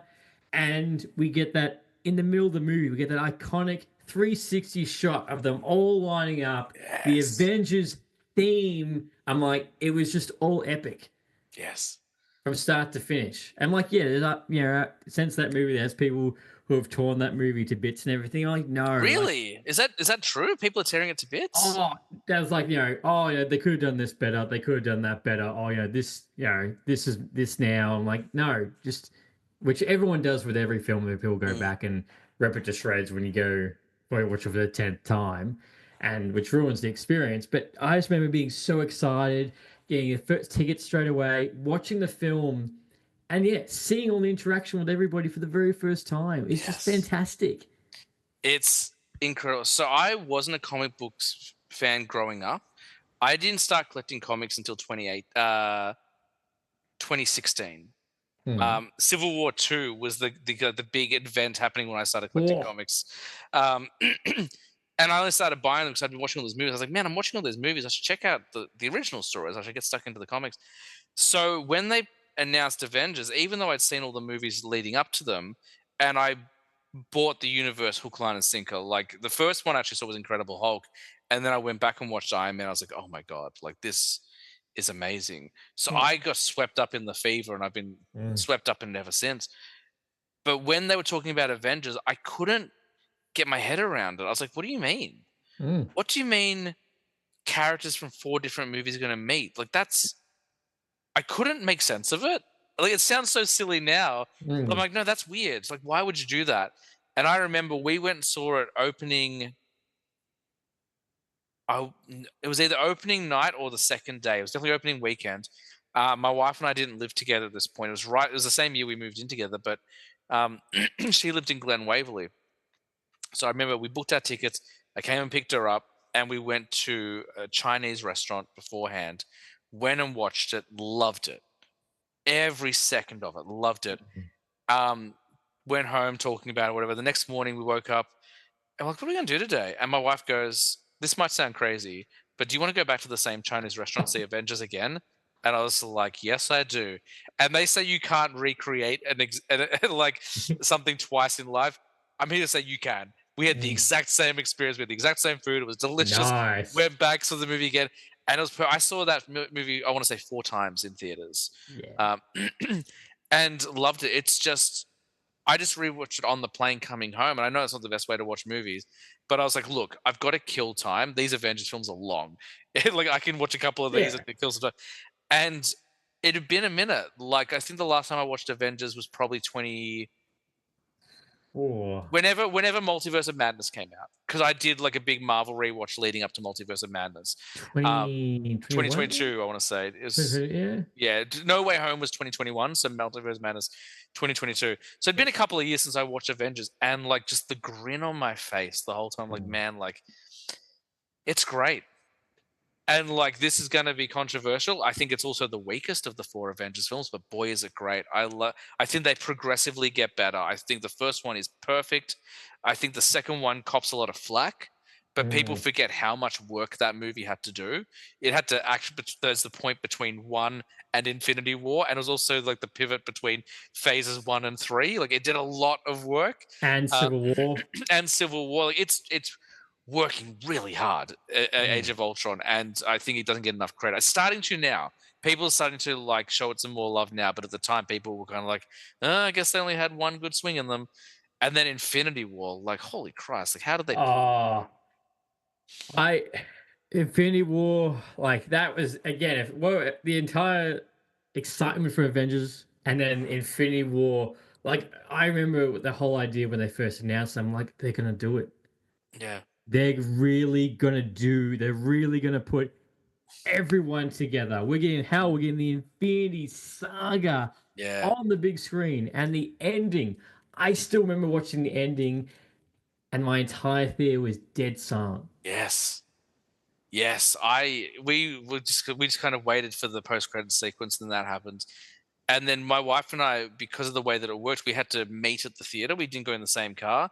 So I drove home, and you would think, oh, well, you're by yourself. You listen to music, you listen to a podcast. I drove home in silence. I was like just trying to unpack it all. And when we got home, we were just kind of sitting there. We're like, so that happened. Mm, Like what? Like, geez, like that. And you like won. it did. Like yeah, like wow, like that happened. The only thing that could make Infinity War better, and they couldn't do it at the time because the rights were still being finalized, is if when Fury pulls up his little navigator thing at the end, instead of Miss Marvel, so instead of Captain Marvel's signature comes up, if the 4 came up, that would have been the perfect way to end Infinity War. If Oh, you saw that 4 and you didn't know about it, like you would have lost your mind. you will. Oh, dude.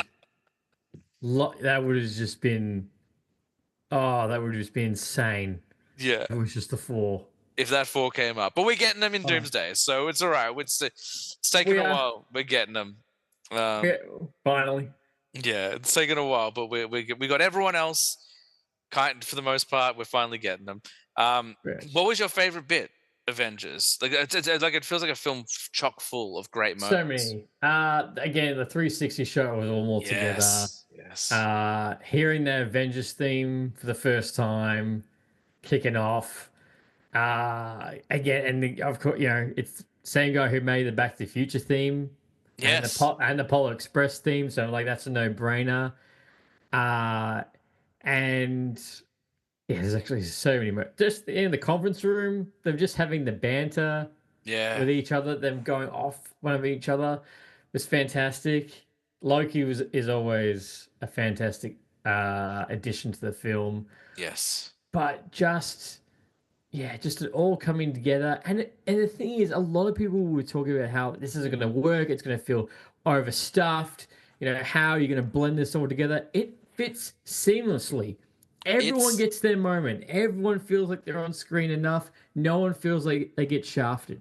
yeah, it's perfectly balanced. And I remember like they hadn't locked Robert Downey Jr. down for the longest time because they were like, "Oh, he's back and he wants money, and we want to Mm, spend money. Maybe we'll just do a cameo." And they even like started writing him out, like at the end of Iron Man 2, like these kind of like they're like, "Oh, you're too volatile. We're not going to make you part of the Avengers." I'm like, "Wait, what? No, no, no. mm, Wait, what? But, like, he's great. Why yeah. is he going to be in the Avengers?" And then like and like that was I think for that film he got paid $5 million. Yeah. And like that was insane. And Doomsday is what $20 million he's getting or something. Yep. And you know what's even wild is like they almost did the same thing again for Civil War, Yes. where there was a whole script. There was a script written where he wasn't going to be in it, Mm, and you look back at that film, and I'm like, he had to be in it. There's no way you could have done this story and executed that way. And not to mention, you get the iconic shot from the comic books of yes. him blasting the Yes. shield. Yeah. Which is so funny because they do that. That's one of my favorite moments in the first Avengers is when you see them doing like it reminded me almost of Ultimate Alliance, like all the different team Yes, up yes, moves, that's and a he flies fucking down. great game. Yeah, like, listen to us, a couple of nerds. Yeah. um, yeah, and Civil War. Apparently, I was reading this recently. Once they secured the rights to Spider-Man, they were like, "Oh, we'll just make him a huge part of it." And Feige was like, "No, no, no. Like, we've got him. Let's take our time. Let's make Black Panther like more prominent." And great choice. Like, I mean, Yeah. that Spider-Man scene. That when the moment the word Queen shows up in Civil War, like, oh my god, like Oh. still makes me giddy. And I'm almost 40. Like I need to probably maintain my emotions. Oh, dude, I'm gonna be right there with the Doomsday, seeing the Yeah. original X-Men, and then seeing Fantastic Four, then seeing the Avengers, and just being like, Yeah. Plus all the ones we don't know are coming. Like well, that too. Everyone else that's coming on the back end of it all, it's going to be in it. I'm just going to like, oh my god. I couldn't believe they announced Patrick Stewart and McKellen. I'm like, this is why would you announce that? And then I was like, oh, that's because there's something cool coming. Like this is the distraction. Yes, 110%. And it's funny because I was like, oh wow, they announced it. It's probably like, hang on, who who didn't you announce? Yeah. Is probably the more bigger question Yeah. going into this. It's yeah, man, I'm excited. You know, I know people have been really skeptical about Marvel. And I know they think that post Endgame has been rough. I think it's a lot of internet talk. I think they've definitely had some slips for sure. And Yeah. now that Feige's spoken openly about it, he said, you know, like Disney were putting a lot of pressure on them. You know, they had a streaming service, they wanted more content, so they were kind of their arm was twisted a little bit to put out a lot more stuff than they probably wouldn't have done shows like Secret Invasion or Echo or like an Agatha show. You know, but they were kind of forced to. I don't think it's as bad. There's that whole meme now where it's like they're back, they're dead, they're back. I haven't Yeah. felt that way. I like even like what's the weakest project I can think of? Like maybe I guess Secret Invasion is the weakest project. Secret Like Secret Invasion is probably, yeah. Secret Invasion was thing is that show had a great concept. Everything on paper for that show, yeah, it was fantastic. It was just the execution on it. And I hate when people tell me, "Oh, Marvel's dead or Marvel's back." I'm like, "No, like shut the f up." yeah. Like I was one of the only people in the theater for the Marvels, and I had a great time. Like that, like Aman Valeni or whatever her name is, who plays Miss Marvel, is Oh, like she's brilliant. She's so fun. Like I want to see her team up with Tom Holland Spider Man. I think would just be the most fun time at the movies ever. They both love what they're doing so much. You know, like it's not a perfect film. It's got problems. Like they went back to the Phase 2 villain problem a little bit, or the Phase 1 they villain problem. did. And I was literally about to say the same thing. That was one of my gripes with it. I'm like, Mm. and we're gonna villain that we're not gonna see again and nobody gives a shit about. Yeah, I still can't remember her name. Like, but like there was other cool stuff in there. Like that's the thing. Like She-Hulk wasn't my entire jam. There were definitely moments I didn't like, but there were definitely moments I loved. You know, like Definitely. seeing Matt Murdock in the yellow suit, like flipping like an Yes. acrobat, like getting laid. Like I remember, like there's my wife too, because Daredevil's my favorite Marvel character. I love Daredevil. And we were watching it. How good it was Born Again. How good it was I Born loved Again. it. I really liked How Born Again. I think, you know, I understand the criticisms people have, but I think like knowing everything that went on behind the scenes, or knowing as much as we do about what went behind the scenes, I think they did a really good job. Thank Like, you you. know, we could have had more Muse, but if you've read the comics, Muse does come back. So, you know, we Yeah, got I room know. for more Muse. It seems like they're doing Devil's Reign, which is a great, like, modern comic book arc. Like, if they're doing that. So I really enjoyed that. But yeah, I remember sitting in bed with my wife watching She-Hulk, and Daredevil gets laid by She-Hulk, and my wife goes, "You cool with that?" And I'm like, "Oh, like Matt Murdock slays. Don't worry. Like this is very comic book accurate." It's- He does. um. Anyway, so once again, clearly you can't put us in a room together. What's number 3, dude? Ah, Avengers. What a great pool. another tangent. Number 3, the Dark Knight. Perfect. Number 3 is the Dark Knight, which I feel like that's been, that's been told time and time again on why that's fantastic. I loved Batman Begins, and I believe Batman Begins and The Dark Knight have that same type of effect as Aliens and Terminator, where the first film is good, and then you get the sequel that just smashes every expectation Mm. on what you're thinking is going to happen out of the water. Yeah. Where that same argument is like, oh, the first one's always the best. Not with this. And we got Christopher Nolan, sorry, Christian Bale's new Batman suit, which was fantastic. It was so Yes. much more accurate to what you could see with Batman being in this real world. Yeah, Heath Ledger, finally turning his head after 20 years, he can turn his yes, head. yes. The Heath Ledger, and I still remember going to this film, and I didn't know they were going to actually pull the trigger with Two-Face. I thought he was just going to be a cameo, and then at the end of it, he would be in some kind of crash, and it'd be like, oh, that's going to be in the third one. But no, like, and I don't think people give enough credit to Aaron Arquette for doing Two-Face because he did He's that so well. brilliant. He's such a great actor. Yeah. I really like Aaron Eckhart, and that twist.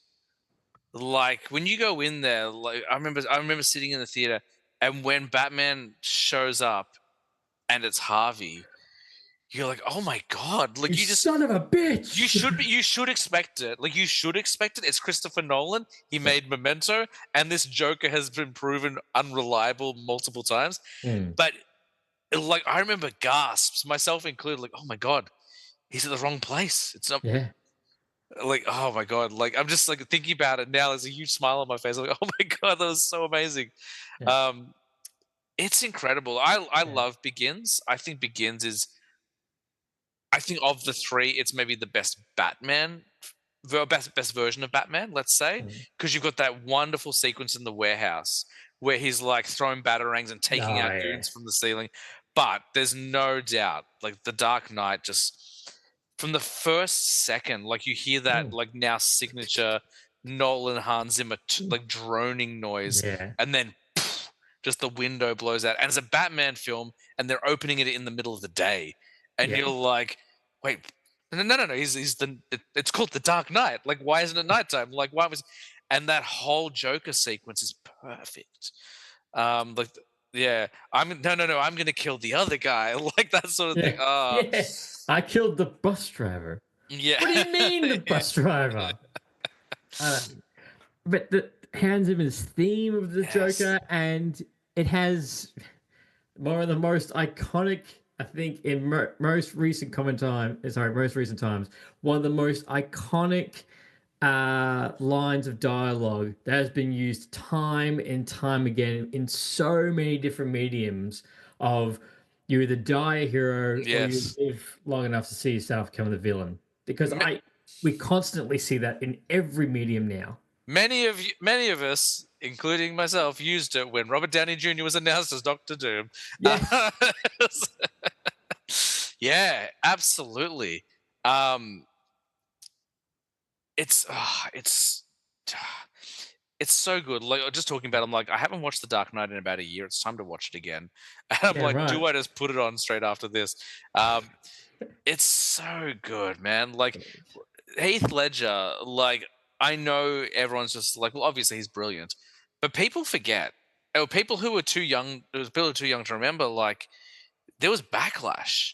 People did not want Heath Ledger as the Joker. They're like, what, the 10 things I hate about you guy?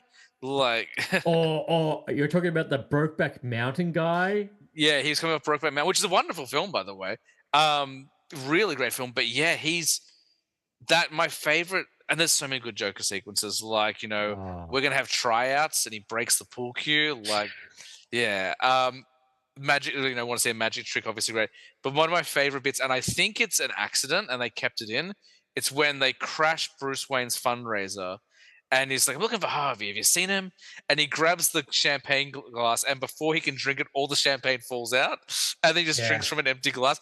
I guarantee it wasn't scripted, but man, that makes me laugh every time. It's so good. Right. And apparently also Michael Caine was meant to have lines when they opened the elevator, but that was his first time seeing Heath Ledger in the Joker outfit, so he totally forgot his lines. Yes. Oh, dude. It's so good. And like the bike coming out of the tumbler. Yeah. Like that moment, you're like, you saw all and I remember seeing the posters. It was all over the posters, the Bat Pod or whatever it's called. And I was like, man, they're really selling this bike. Look, I don't care. Like, they showed me a really cool Batmobile. Why do I need a bike? And the way they did it, like in a very tactile, like practical way, I'm like, oh, that is cool. And they truck? flipped the damn truck. Yes. A full, huge semi-trailer. Yeah. Flips. It is perfect, isn't it? Like, it's just. It is. And even the ending, the music. Yeah. Commissioner Gordon's speech on like okay, now it makes sense why he's called the Dark Knight, Yeah, not from a comic book yeah, um aspect, but he's a silent guardian, a watchful protector, a Dark Knight, and boom, that's what end the screen, and that's done. yeah. It's dude, like even like, I'm just remembering the ferries, like that whole ferry moment, like Oh with yeah. the between like the rich and the and the prisoners and stuff. Like, Mm. it's just yeah, it's. We're not saying anything new here, by the way. Like people like No, we get it, no. like but like it Yeah. really is like Yeah. it's such a wonderful film. It is. Um, And I know it gets a lot of pushback as well, but I think the Dark Knight trilogy is one of those sacred trilogy films. yeah, loved Rises when I first saw it. I saw it 3 times. I saw that summer or winter for us. I saw Avengers 4 times and Rises 3 times, and it was a great time. And then after I watched it a couple more times and I heard a few people talk about it, I started to see some of the plot holes in Rises, and I didn't like it as much. But Mm, upon rewatching it last year, I think I'm back. I'm mm. like yes, there are issues with it. Like, Yeah. did we need to wait 8 years just so we could introduce someone who's not actually Robin? Like, probably not. But No. it is really good. Like Mm. Tom Hardy's Bane. I don't know anyone who wasn't like trying to do that voice like with their friends after that movie. Like rock that Bane voice. Yeah. Exactly. Exactly. And I still love the interview where he's playing this big, muscly, intense guy, and he's like, the first time he saw Christian Bale in the suit, he was like, oh my God, it's Batman. Oh my Yeah. God. Oh my God. And that fights they had 2 fight scenes in that movie. I know we weren't talking about Rises, but let's talk about it quickly. Brilliant. Like Oh, so brutal. The one in the sewers like is so brutal. And then there's the moment in the snow at the end in the daylight, and like when he finally like knocks the anesthetic or whatever out of his mm, mask, and he just starts beating the crap out of a brick mm, wall. Like, oh my mm, god, like, I would like to see, I hope with this iteration of the DCU we do get to see a Venomized Bane at some point. We seem mm, to have got a hint at Venom in The Batman towards the mm. end. So I hope we do get to see that more kind of like cartoonish, exaggerated version. But like, if you're gonna do grounded Bane, like that was a great way to Yeah. do it, and no one saw it coming. No one was like, "Oh, Yeah. well, Bane will be the next villain."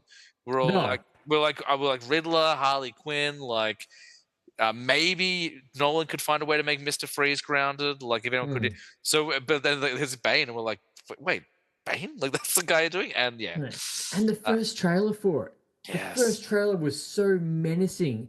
That chant from Hans yeah. Zimmer, rise, rise, rise, Yeah, rise. like Matalo, bang, bang. Yeah, Yeah, that was so cool. that and seeing Commissioner Gordon beat up in a hospital bed, Yeah, well, saying that was the the voiceover, it wasn't in the teaser. yeah, It was like, I'm like, what's going on? I, What happened? Yeah, and that's the thing is like at the end of Dark Knight, you'd be like, okay, he's gonna still be Batman, but now the cops are after him. You yeah. had no one could have predicted this was going to be based off the Dark Knight Returns. I was like, they're gonna kill him. Like they're gonna like. I think like I was like, Yeah. as you watch him, like they're gonna. Oh my god, they're gonna kill him. They're gonna kill Batman. Like so far, as far as I can remember, the only time Batman's died in the comics is when Darkseid killed him. Like That's it. Only because he didn't have 20 days of prep. yeah, exactly. But yeah, and Anne Hathaway, I don't think gets enough credit as well for Catwoman. Like Nah, Cher was a very delicious Catwoman. that, like I remember like the first time watching that film, and it's one of my favorite moments in the movie. It's very quick and very subtle, but like when she's in the bar with the politician, and then Mm, like the police raid, and she starts screaming. She's like, ah, and like pretending like she's been held hostage. Like just genius. mm. And, go on, yeah, yeah. Same when she's in this when she's talking to Mr. Wayne, and you Yes. see her demeanor change from "Oh my God" to "These are Yeah. mine now." Yeah. Hits Oh, his yeah. cane. Oops, I didn't know it was meant to be. Was it? What's the line she says? I did. Oops, I didn't know it was meant to be unbreakable or something like that. Because she Yes. gets. Yeah. That's awesome. And I remember after Dark Knight talking to people, I'm like, you know what? Like, I don't know how casting works, but I reckon if they do Catwoman next, they should probably do like Anne Hathaway. I think she'd be like a Yeah. good. And like when it happened, I was like, oh my god, I never predict things. I was like, this is Nailed amazing. it. Yeah. All right. number 2, because I just realized what time it It's is. all right. We can smash through the next two. Number 2 is Jurassic Park. Yes. This is, along with Back to the Future, the Yeah. most referenced movie on this podcast. I think it's been in almost at least one of everyone's list somewhere, whether it's a top 5 of all time or a top 5 90s film. Jurassic Park gets mentioned constantly, and with great reason. Of Um, course. yeah, No shock. yeah. Because And you would have been perfect age when this came out. Was Jurassic Park's 94? So you, oh, wait, were you? no, I wasn't. No, I wasn't. No. No, I'm 1993 kid. 93. Okay, so you were 1 when this movie came out. Yeah, no. I remember watching Jurassic Park for the first time and dinosaurs. I probably was a little bit young to watch it Mm. when I sometimes look back and going, there was people getting murdered on toilets, body parts getting ripped out. There was a man's arm just loosely hanging around. So this is a lot more darker than I probably should have watched it. But again, a film Steven Spielberg brings a movie to that is meant to be seen on the big screen. The dinosaurs look fantastic, and Yes. I still think it's one of the rare films where the CGI and what they did still holds up today. Yes, I agree. Yes, like you can see it. Like you can tell, like when they go over like over the hill or whatever, you see the brontosauruses for the first time, or Yes. whatever, the long neck The ones. long shot, yes. Yeah, like you can tell it's CGI, but it's so well done, you don't care. And like, yes, I agree. It's one of the few ones from that era that really does hold up. Between that and Terminator 2. Yes, I'll give you that as well. Yeah, I'm trying to think. There's not much. Probably not much. Oh, then it's 6 years later. But then like Matrix, obviously, I think holds up quite well. But yeah, there's not much in between those films. Yeah, the CGI works really well, and the practical effects, like it just. I remember watching. It was either I think it was Fallen Kingdom, and I didn't mind Fallen Kingdom. I know that one gets a lot of hate. I didn't mind it as much. Jurassic World, the first one, I think is really good, and the second one I think is okay. But there's a moment in the second one where they're touching a dinosaur in a cage, and I'm like, "You're not touching a dinosaur. No. I can tell you're not touching a dinosaur." Like, obviously, no one's touching a dinosaur because there's no dinosaur. Yeah. But in Jurassic Park, like when there's the sick one, or whatever, and they're putting their hand, like that is physical, it's practical, and it's so effective. I'm like, why aren't they blending them? Why and J.J. Abrams showed us with Force Awakens, you can totally utilize practical effects in a modern film and blend it with CGI. Like I just didn't understand why they chose, and that was the same year. I just don't know Yeah. why they didn't choose to do it. But I don't know. Even the second one, the third one, the CGI and the T-Rex. Even the T-Rex just going down Main Street in the second one, yeah, still all top. And that's one thing that the new trilogy, or quadrilogy now with Yeah. Rebirth, doesn't have a candle to. yeah. Does not have a candle. Yeah. I really liked, I really liked World. And World did that one. We were just talking about that amazing shot, of the CGI dinosaurs walking across. World did that wonderful thing where you're like, oh, they're gonna do it again, and they're all dead. I was like, okay, Yeah. that's pretty cool. Like, but yeah, I think it's a perfect example of, because I don't care about your CGI. Like your CGI can be the best in the world. It can be awful. Like if you're telling a good story, if like your actors are committed, like if you're showing me something interesting or different, like it doesn't matter. Like I'm very forgiving of things. So your CGI can be awful, but I feel like Even Mustache Superman. Can you forgive that? that was the Can first. you forget that? I'll tell you what. The first time I watched, I didn't really notice it. I wasn't. The first time I watched the theatrical cut of Justice League, I was like, you know what, that wasn't too bad, and I would defend that movie. And then when the Snyder Cut came out, I watched Snyder Cut. I was like, oh my god, why did they cut all this stuff? And I was like, all right, well, Oh, the first one's not great, but like it's still watchable. Last year, I rewatched them both back to back, and I struggled to get through the 2017 cut. yeah. I was shocked how hard it was to watch. Like, and I'm not that guy. Look, I will give everything a chance, but knowing there's another version of that film that fills in all the blanks and took the time to lovingly craft that story, I was like, oh, I can smell the money on this film, and not that they spend a lot of money on this film, but they're hungry for money, and throwing in cheap jokes, and there are some moments in that Joss Whedon cut that I think work really well. I.e., I like Batman using a crook to create the smell of fear. Like I think that's something the Yeah. Batman would do. I love his speech to Barry. Just save one. Those are some really good moments. But there are a couple of good moments in a not very. I don't like to be negative, but it's just not very good. No, Um, and I still remember watching the Snyder Cut and seeing the Flash scene at the end, going, yes. How could you cut that? "How how was this? How is no? We're gonna get rid of this. We're gonna get you saving some Russians. That's a lot better to do than you literally turn back time with a fantastic score behind you." I remember when they get to Themyscira, and they get to it takes them about 40 minutes, I think, in the Snyder Cut to get to Themyscira. In the original cut, 15.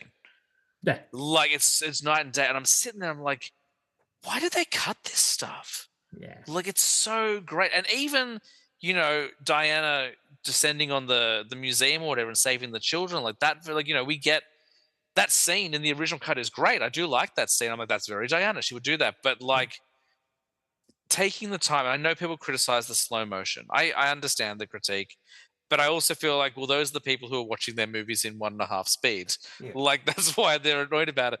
But I think like there's a lot of room for the slow motion, and like in that scene, like it's so wonderful. Like, It's um, cool. yeah, like, yeah, I don't get it. What were we talking about? Sorry, Jurassic Park. Jurassic Park. yeah, So the CGI thing. I think CGI, yeah. so. Go Even back. so, even though I won't judge films on the quality of their CGI, like I understand, like sometimes you don't have the money or the budget or the studio's putting pressure on you. Like there are some recent Marvel films that fall prey to that, like Thor: Love and Thunder being an obvious one. Oh, Um, yeah. I understand that, but the Jurassic Park franchise, I feel like, is based on having cutting edge effects. Like the Mm, reason why the first one is so successful, and it's a great story and it's a great cast and mm, it's very entertaining, but the thing that brought you to the theater or to the DVD or the VHS or whatever it was you're going to believe that dinosaurs are real. mhm, Just like how in 1978 you believe a man could fly with Superman. Like the yeah, thing they were selling that movie on was like you're going to look at the screen and you're going to think that the dinosaurs are back. yeah. So that's why I think like I do struggle with the CGI thing a bit more with this franchise as it goes on, because it's like Oh, no. it The doesn't get any better. the heart of Spoiler it, alert. yeah. I it's so funny, like because is the new one's on the island or on an island as well, isn't it? Like the new, It is. people were really excited about that, and I'm like, what are you talking about? I remember when I was watching Dominion, because the end of Fallen Kingdom, I was like, oh my God, we're going to get Mad Max with dinosaurs. Yeah. Like, that's what I was thinking. And Dominion, at one point, they're like, well, we're going to go back to the island. And I laughed. I'm like, they're kidding. There's no way. And I was like, wait, what? They're going back to the island again? We've gone to the island 6 times. Like, how many I know. islands do we need to go to? Oh, and there's so many islands. There is just after 2 and 3 and the most recent one, like how many islands did they have? To Yeah. how And many islands are in Costa Rica? people were so excited for this new one. And I do want to see Rebirth. I like that they're leaning more into horror. Uh, but like when they're going back to the island, I'm like, you didn't need to tell me that. If you had like said there's a new Jurassic Park movie coming out, I would have been like, hang on, they're going to an island. Like, Yeah. And I look forward to your review when you watch Jurassic World, because my review is going to be out. Well, I'm going to record this very soon, but I'm very curious to know your review for it because I don't know if you saw my letterbox score. I don't think I've seen it. It's been very divisive. This one I've seen, like some people really like it, the shift in tone.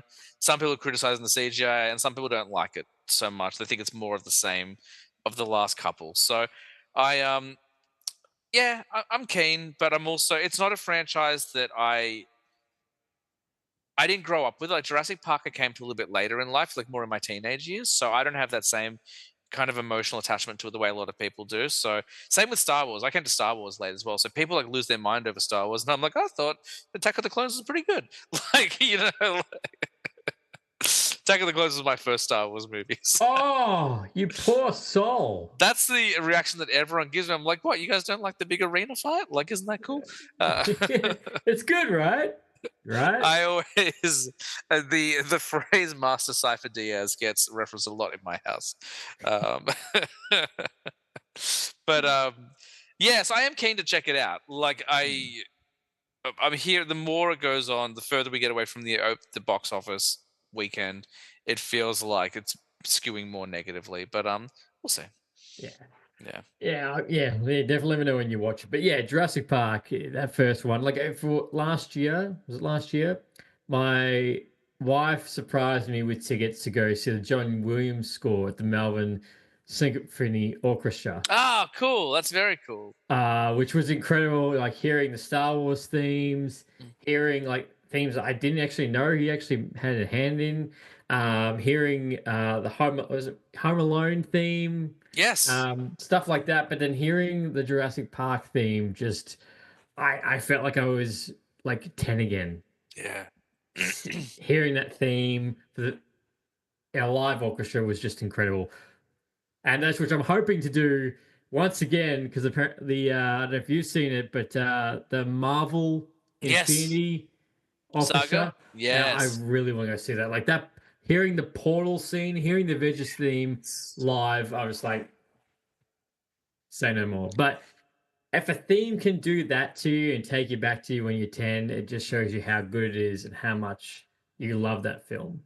We're very lucky here in Melbourne. We the MSO does some really cool stuff, and I don't know. I'm sure every major city around the world does something like it. Like obviously, I know the Hollywood Bowl does it a lot in LA, and I'm sure London does stuff, but I don't hear about it all the time. But we're very lucky. Like a couple of years ago, I went and saw. I think it was Prisoner of Azkaban with the MSO. So So did my wife. She's gone seen like all of them in yeah, live orchestra, and I she think loves it. I think it was Azkaban, which it was my wife's birthday, and her friend Maddie, who's one of my co-hosts now.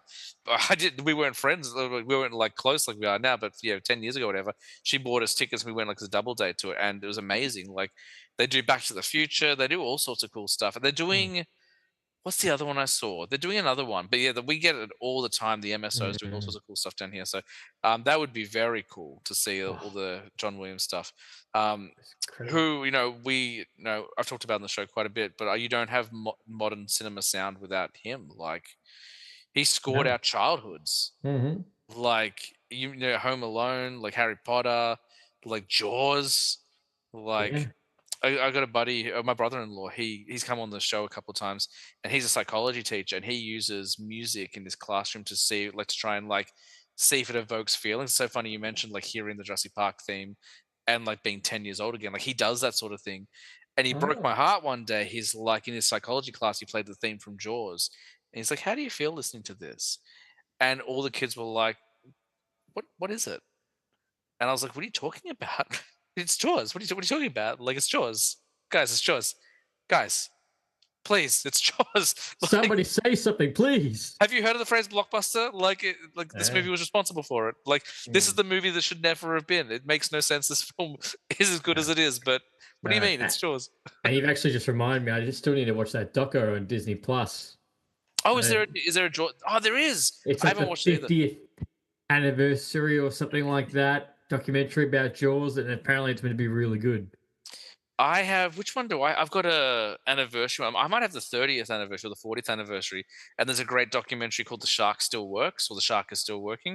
Mm. That's a really good documentary as well, and it's all about the cultural impact the movie had. Oh, And like you see, there's interviews with like filmmakers who are like, "I'm a filmmaker because I watched Jaws," and mm. like there's a guy with like the largest collection of screen used props from Jaws because like Universal. I don't know if you heard this story.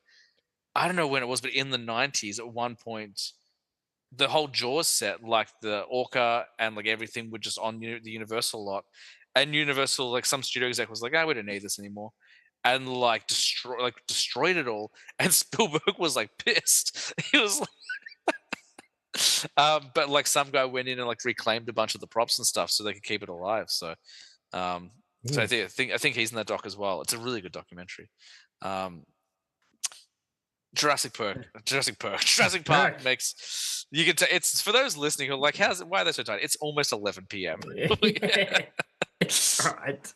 I said to my wife, I'm like, I probably won't give 3 hours. I reckon we'll be all right. We're literally closing in on like 2.5 hours as we talk.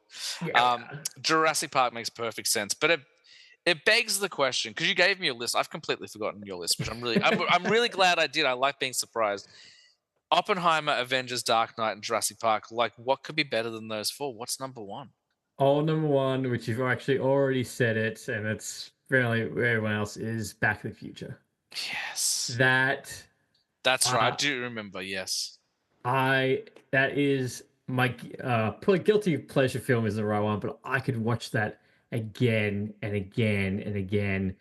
And it was one of those films, like as I was talking about, that got if I was talking about one movie that just got me so into film and just so like I don't know, excited what films could do was Back to the Future. A kid that gets Yes. in this slick DeLorean, goes back and forward in time. It's a time travel movie. It's funny. It does have. It's funny when I look back and going, it's a little bit weird that he does kiss his mum. But anyway, and and because the fact that the directors kept it in their contract, unless they both die, it can never be remade. It can never Yes. be get a full sequel or anything like that. And once you're looking at your phone or your time, no pun intended, obviously, and it just works. It just absolutely works. And it's funny because I didn't really think about it until later on, which there is I think Bob Gower did mention. I was like, oh, how did he become friends with Doc? How did a 15-year-old kid become friends with the weird scientist in town? There's a really good John Mulaney bit. I don't know if you watched John Mulaney stand up, but he's like talking about what the pitch meeting must have been like. And it's like, it's about this 15-year-old boy called Marty, and he's cool, right? And he's like, no, he's not cool. And his best friend is a disgraced nuclear physicist. Yeah. Like, what? I love Back to the Future. It's in my top 5 as well. And I watch it every year. If I do the trilogy, I will knock out the trilogy. 2 is my least favorite, and it's just because 1 is brilliant and 3 I think is really underrated. It is. But it's 3 is really good. But I love Back to the Future. I think, I saw it when I was a kid as well. I would have been like 7 or 8 the first time I watched it. Got it from the video store. It was the first time I was introduced to a cliffhanger because at the end of it, it goes to be continued, and you're like, Mm. I remember I turned to my dad and I go, what does that mean? What is that? But I've never seen that before. What does that Yeah. mean? And he's like, oh, there's another one. And I'm trying to think if I knew about sequels at that point. I must have, but most films don't have a sequel planned, or at least didn't back when we were younger. Like now, like they're building universes, like that's the new language. Yeah. But when we were kids, like sequels weren't really planned. And I was like, there's another one, and the story continues. And that's the other thing. The sequels didn't necessarily continue the story the way the Back to the Future did, or the way they do now. Like now they pick up where they No. left off. But Back to the Future was kind of unique like that. And I was like, can we watch it, please? And my dad was like, there's 3. And I was like, oh my God. I'm sorry, And what? it's like, and it's like, and the next one they actually go. 'Cause that's the thing. The first one they actually don't go to the future; they go to the past. Like, No. but he's like, the next one they go to the future. I was like, oh yeah, I was wondering about that. It's like in the third one, it's a cowboy movie, and I was like, what? What do you mean? How do they have a car in cowboy times? Yeah. Yeah, I'm exactly the same. The whole thing from going into the future, back to the past. I got really excited one day because I used to have Grand Theft Auto Vice City on the computer, Yes. and someone brought out a whole mod for that on the computer that you could change. It was called the Back to the Future mod, and you could get a DeLorean. You can make it go through time. They mod That's it so cool. it got struck by lightning. And the cool thing Nice. was it like because you obviously you got the clock. If you use the controller, like the microcontroller that they did with the first one, and you set the time for it to come back in 10 minutes, you could literally watch a car go through, and it would reappear 10 minutes later if you stood there. Yeah. Oh, that's awesome. That's so cool. I learned the hard way. I was like, I probably should have moved the first time because I stood there waiting for. I was like, oh, it's coming. um, Takes you out. but It, it's such a sacred film. it's perfect. It really is. Like, here's Mm. how effective Back to the Future is. I've seen Back to the Future conservatively 50 times. I would say my wife maybe a little bit less, but she and I both like. My wife isn't a big fan of movies the way I am. She likes movies, but I think well, you know what it's like. You Different know level, what it's yeah. like. Yeah. But Back to the Future is one that she watched a lot as a kid as well. There's how effective that movie is. Every single time in the final act where Doc slips while he's trying to connect the car to the clock tower, my wife jumps. That's Every single funny. time. She's seen it at least 40 times and it still gets her. That's how effective it is. Like, Yeah. it's just so fun.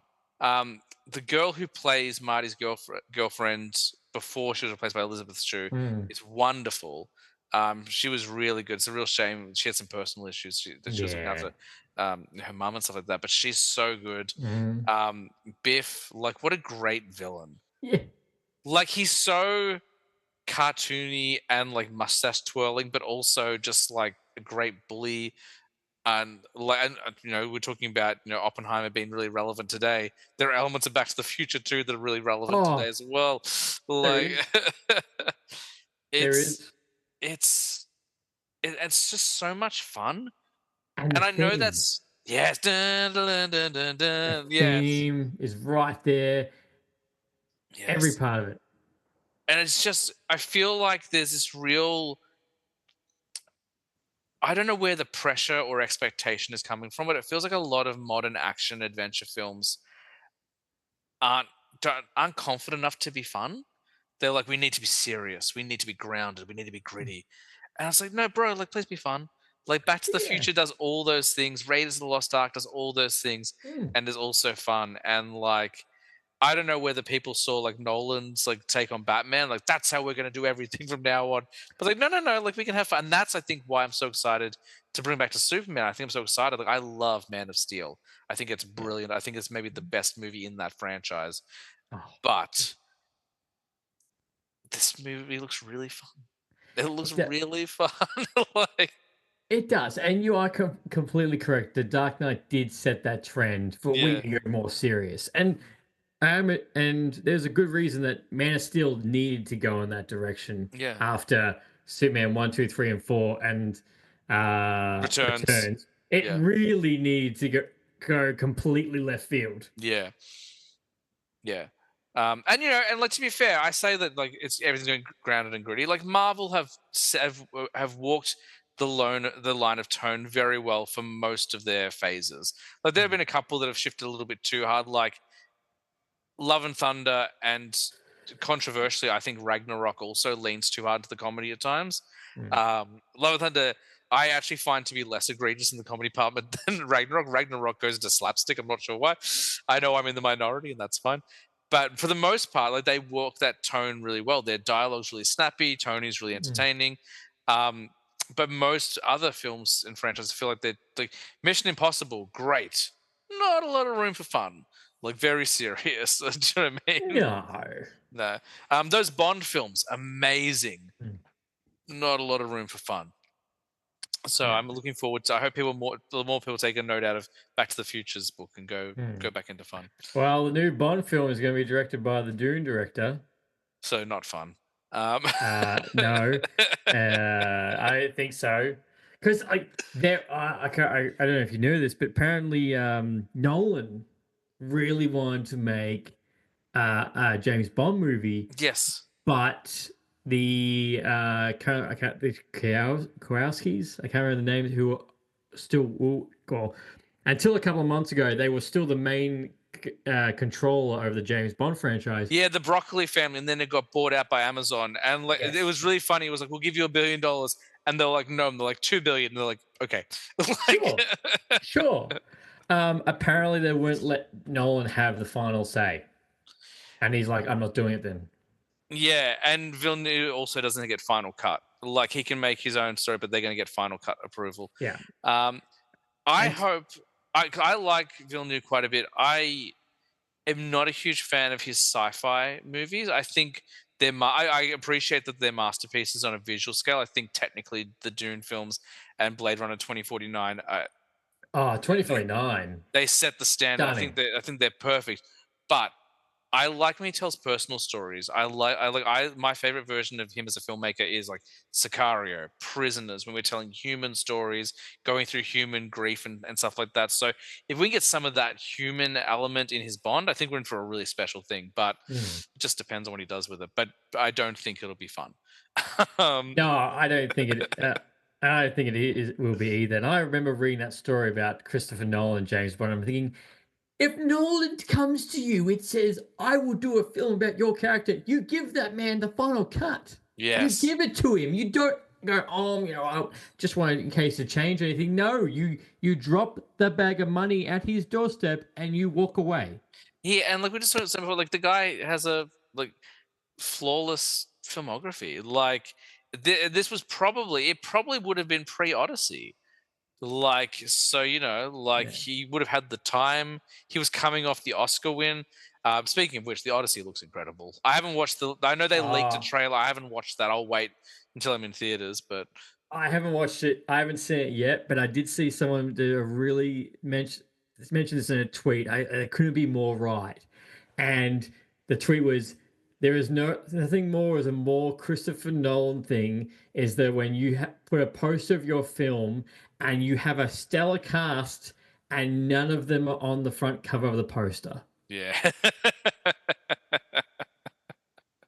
And it's literally just, I forget what it's called. And then this little tagline just says, "The gods will fall on this day." It's like, sold. So sold. I'm so glad he's doing fantasy. We haven't really seen him do like after Oppenheimer. And I remember I was talking to my friends about. I'm like, what do you see him do next? Like for me personally, I was like, let's see him do horror. Like we haven't really seen him do He horror. would really kill people. Yeah, They would really die. that's true. But someone else said fantasy. I'm like, yeah, I think he'd do fantasy well as well. So we're gonna see him play like, and not because his films, like one could argue that Interstellar is a fantasy film, but Mm, apparently the science is pretty close. So like I don't think mm. it's the most grounded fantasy film of all time. But yeah, I'm keen for Odyssey as well. It's Um, it's gonna be so good. yeah, And then the fact that we're gonna have IMAX right around the corner for that yes, is yes. absolutely. Um, Lee, that's an incredible list, man. Ah, Like it's a really good list. And like some people might be like, well, yeah, like obviously they're all great films. That's why they're on the list, man. Like that's why they're there. Like um and I don't get to talk about don't think we've talked about the first Avengers film that much on this podcast. I've definitely talked about a couple of the other ones, but Avengers I think I've talked about on one episode maybe. Um oh, well, then you need to come on my podcast more. Oh, well happy to talk about it all the time. spoiler alert, we are trying to arrange me to come onto your show, so we've got to. Yeah. There's a certain movie we've got to wait to come out. I won't spoil it. Hopefully, we'll be able to go see it early as well, but we'll see how we go. Fingers crossed. If those people ever answer my emails. Before we get out of here, and we will get out of here because boy is it late. I don't have work tomorrow, but I assume you do. It's all right. It's my last week before I head off, so So there's not much. There's not going to be much work happening. You're going on a lovely old trip. If you had gone last week, you would have caught James Gunn in Oxford Street because he was in HMV in Oxford Street. I saw that. I saw that and I was like, I was at that HMV and I spent so much money there. It was it was almost a year earlier, but Still, yeah, like I was in the same place, kind of. Even though you don't buy anymore, like you should check out HMV on Oxford Street. It's amazing. Like it's a monument to all that we love. Before we get out of here, I always end my show with first time guests with a rapid fire question round. Based on the way we've been talking about things, it might not be so rapid, but we'll try. And it's just about your film watching habits. So Lee, what is the last movie you watched? I asked you to take a drink. What a jerk. Yeah, I was. Jurassic World. Nice. And we'll pin that until your review comes out. Yeah. All right. You watch a lot of movies like me. What's that one movie that's sitting on your watch list? You should have watched it. You know you're going to get to it eventually, but for whatever reason, you just keep putting it off. Oh. That's a really good. Yeah, it's a really good question. I'm just trying to think. What's the film that's been sitting there for way too long? It's probably some surprise. I've seen the second one, probably Dune, the first one. That's interesting. You said the second one and not the first one. Yeah. There you go. Um, I haven't seen the first one. I saw the second one because how big it was, and my friends really wanted to go. And I have a mate who's telling me all the time. He's like, "Oh, have you watched it? Yeah." I'm like, "Nah, it's there." But there's like a whole bunch of other better films to probably watch. it's interesting that franchise. Like, that franchise like it blew everyone away. They're like, it's the most amazing thing, and it's just not my jam. And like, no disrespect. Look, again, I think it's a technical masterpiece. I just can't connect with it for whatever. I've only watched them both once, and I keep saying every film deserves a second chance. I will give them both another chance at some point, but they're also very long. So Oh my god, yes they are. God, and I lied. The only reason I watched the second one was because Florence Pugh was in it. and she wasn't in it for much. Now, so that tells you how much I'm gonna watch the first one. I was doing like one of those quizzes on Instagram today, and I don't partake in them too often. And they were like one of them was like favorite actress, and I was like me, it's like Florence Pugh. I'm like, oh, I didn't even think about that, but I guess she's one of my favorite actresses. It was just made like Anya Taylor Joy, her, and Imogen Poots. I'm like, wow, okay, there you go. Mm. Like they were just there in my head. I didn't even realize. She Oh, is wonderful. Um, she, I feel like, just fantastic in the fact that she can go from the really small roles, like just recently, We Live in Time, smashes out Thunderbolts, mm, and just that same 2 week gap, just yeah, does so well. I And think she's younger than us. yeah, most of them are younger than me these days. Like New Hollywood, Ooh, yeah, ooh. most of New Hollywood's born after born in the mid 2000s. I'm like, oh Yeah. no. Um, One of her greatest performances, and I feel like is really unsung, is just that brief moment she has in Hawkeye. Like she's got like Oh, yeah. only there's this couple of scenes like with Kate Bishop. I'm like, oh my god, like yes to all of this. Can we say these two in everything? Because Yes. they, oh my god, they're amazing. Um, all right. You're a big movie fan. You watch a lot of movies. Do you cry? Are you a big movie crier? I'm not a big movie crier. Okay. I'm not, but the last movie I saw, which I cried, didn't weep, cried in, was Guardians of the Galaxy 3.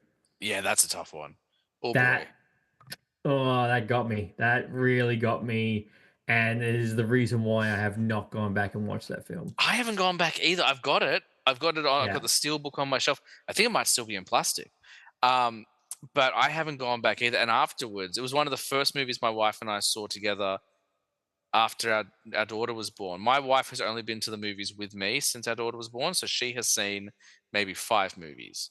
Um, and after Guardians 3, I was like, wiping like the floods of tears away. It's Yeah. like, what did you think? And she's like, it was amazing, and I'm never gonna watch it again.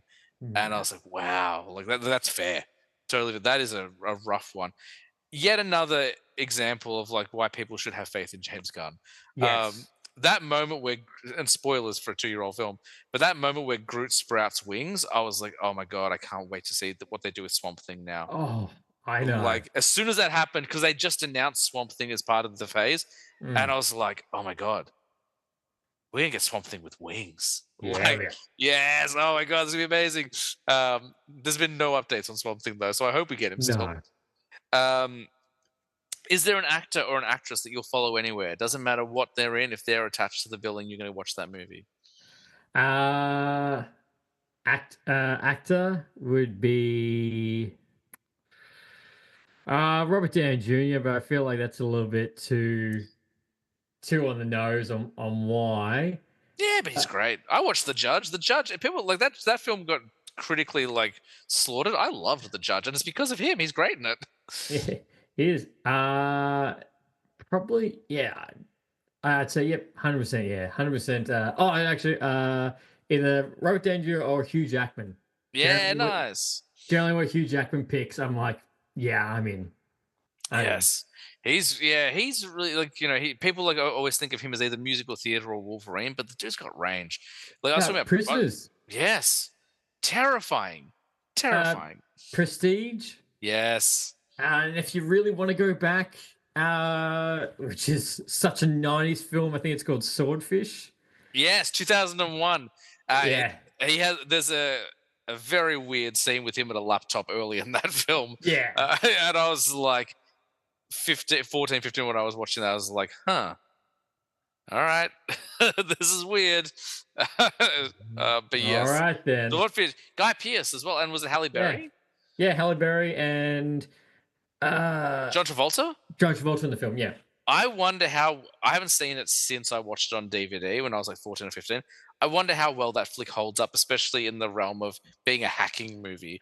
Oh, no. It's still so, I have to hack it, the network, the 5 frame, and then it's all done. Oh, it's just so early 2000s. That's so funny. I got to check it out again though. I reckon like Umbrella will do a release of that soon. Umbrella are killing it in the physical media game at the moment. Oh. All right, we don't have to be too negative, but what's the worst movie you've ever seen? Oh, yeah. Okay. Can I have 2 answers? Go for it. Number 1 is Madam Web for most recent. That is an utter train wreck of a fucking movie. Like, that is just god awful of acting, screenplay, camera work, music, story, everything. The villain is dubbed over his lines. Yes. I saw Madam Web opening night. I went and saw it in a theater I was the only person in the theater, and I had a great time. Not because it's a brilliant piece of cinema, but I did have a lot of fun. But the one thing that I really noticed was like, oh, this villain is dubbed. Like it's dubbed and he's talking like the way you would see in like a telenovela. He's like, yes, I will have them. I'll defeat them. Yeah. Like, dude, I'm like just a little bit more natural. Yeah. My argument, my defense of this film is I just think it just poorly marketed. Don't market it as a Spider-Man film because you showed us those costumes. That's the only time they appear in them. Yeah. Market it as an unofficial like PG sequel to Final Destination, and suddenly people are interested. Yeah. Because it's all about like looking into the future and stopping it from happening. It's just all around bad. Or like, oh, we're gonna name him Parker, or we're gonna call him. Yeah. Why aren't you saying it? What's the bad thing in saying it? And the fact that you have Sydney Sweeney, you have all these great actresses that have gone to go do a whole lot better things, but yeah, it's been a long time since I've watched a movie and gone, no, there is no redeeming qualities. That is just straight up awful. And the other film is Don't Look Up. Oh, is that the DiCaprio one, the climate change one? I haven't seen it. I remember when it was coming out, people were like, it's going to be amazing. There's so many wonderful actors in it. And then some people really liked it, but it seems like a very small vocal minority. Like, nah, that was bad. Actually, sorry, I lied. The most recent film I watched that was a god awful was Hurry Up Tomorrow with The Weeknd. I haven't seen that one. No, that was not bad. good. All right, good to know. Excellent. We have one last question. Yeah. What movie should they never remake? We're doing remakes, reboots, requels, all of it at the moment. But what's one they're not allowed to touch in your eyes? Well, I'd say Back to the Future would have to be that film that you just don't touch. You never touch it. They can't touch it. As much as I try, never again. But if I think of something probably really recently, which I think we've touched on, I think Avengers. The first Avengers. Like you could not, it will never, it's different with Avengers Doomsday, again, different with Avengers Secret Wars, but if 20 years down the track, they were to reboot the Avengers, it will not have that same aura as the first one did. Yeah, I agree with you. Like, you could argue they kind of did it with Thunderbolts. With that, this is the first time I've uttered the phrase on the podcast. So, spoiler alert for Thunderbolts. But it was actually a new Avengers film, and like even with them like ending in New York, like the fight in New York in Avengers Tower, I'm like, wow, that's actually very, very close to the plot of Avengers, but it's not. But you're right. Like, and if I think back to like Spider-Man, like I love every Spider-Man movie they've made. I was one of the few people who really enjoyed the two Amazing Spider-Man movies with Andrew Garfield. I really liked them. I saw them both in theaters opening weekend, and I adored them. But if I go back to that first Amazing Spider-Man movie, as much as I really do like it, I was kind of like, this is kind of just Spider-Man, except you just swapped out Green Goblin for Lizard. Yeah. And I like Andrew Garfield as Peter Parker. I like everyone in this, but it doesn't feel like you're really doing anything new with it other than swapping the villain out. It kind of feels very copy and paste in a lot of And places. a new suit. Yeah, yeah, with the yellow eyes. Yeah. Yeah, the second suit I like better. The first one not so much, but actually I like a lot of things from the second movie. The people like the Spider-Man theme I think is better in the second movie. Yeah, so I agree with you. I think Avengers would be really tough to rank. Back to the Future is the most common answer we get. So You can't touch. Or even the first Jurassic Park. You could not remake that. Well, they kind of did with it was Jurassic World. Like that's kind of beat for beat. Yeah, good point. Yeah, Like it's not a direct, like it's not a remake, but like if you watch it, like just like how Force Awakens is kind of beat for beat New Hope, like they kind of do. They have done those, but I don't mind them if they're executed in a fun way. Like Force Awakens is very much a New Hope, but it's fun enough. Like yeah, I'll let this slide. Yeah. Like Jurassic World is fun enough where I'm like yeah, I'll let like that whole like. Well, Yeah, go on. I was gonna say, for Jurassic World, I think the premise for that was fantastic because it was like, okay, what if the park was real? Yeah. What if it was open? Like, what if the dream came true? Like, what problems would they have? So Yes. the whole plot for that film works perfectly. And there are so many things I love. I love that, like, because dinosaurs are real now, like, kids are bored by it. They're like, I'm Yeah. on my phone. I'm used to dinosaurs. I've lived with dinosaurs, so it's not cool to me. But us, we're like, what are you talking about? And that whole attack on, like, the outdoor food court scene, like, where, like, the pterodons are, like, picking up people, like, amazing. Like, oh my God, so good. Lee, you have been a fantastic guest, man. I've had so much fun talking to you. Likewise. Thank you for being so patient. Like we have gone for almost 3 hours, which I was like, that won't happen tonight. And we lied to ourselves. Before we get out of here, tell them where they can find you. Where's the show? Where can they find you on the socials? Let them know where they can get all the ranting action, as it were. You can find Lights Camera Rant on wherever you get your local podcasts, Spotify, Apple Music, and we're also on all major social media platforms. So Facebook, TikTok, LinkedIn, Grindr, Instagram. Like it's all the popular ones. Hey, look, you need to appeal to every demographic. I wasn't expecting it, but it was just the way that you just didn't hit me to the joke. You just let it go. It was great. Dude, it's been a joy. It's been so much fun talking about movies. I figured we'd probably have a bit of fun. Like we've met in person, had a bit of a chat before, but it just totally exceeded my expectations how much fun we had. So it was good, man. I'm glad you enjoyed as well. You're welcome back anytime. We'll do this again at some point. Thank you for listening. Hopefully you dug it. If you haven't checked out Lights Camera Rant, it's a great show. Lee does a lot of the shows by himself, which I admire because it's such a hard thing to do. But his group shows are really good as well. If you haven't listened to the 4th anniversary episode, that's a blast. It gets very controversial, but I'm totally on Lee's side, so definitely stick up for him. Like somebody, yeah. Thank you. I don't know who our next week's guest is going to be. This is being recorded really far in advance, but I'm sure there's someone wonderful next week. So come back then. And as we say every week on the show, guys, I was a teenage film snob, but I'm trying to be better. We'll catch you next week. See ya. Thanks for listening to Lights, Camera, Rant. If you like the show, don't forget to subscribe so you don't miss a single episode. While you're at it, leave us a rating and review, and be sure to tell your friends. Until next time, happy ranting.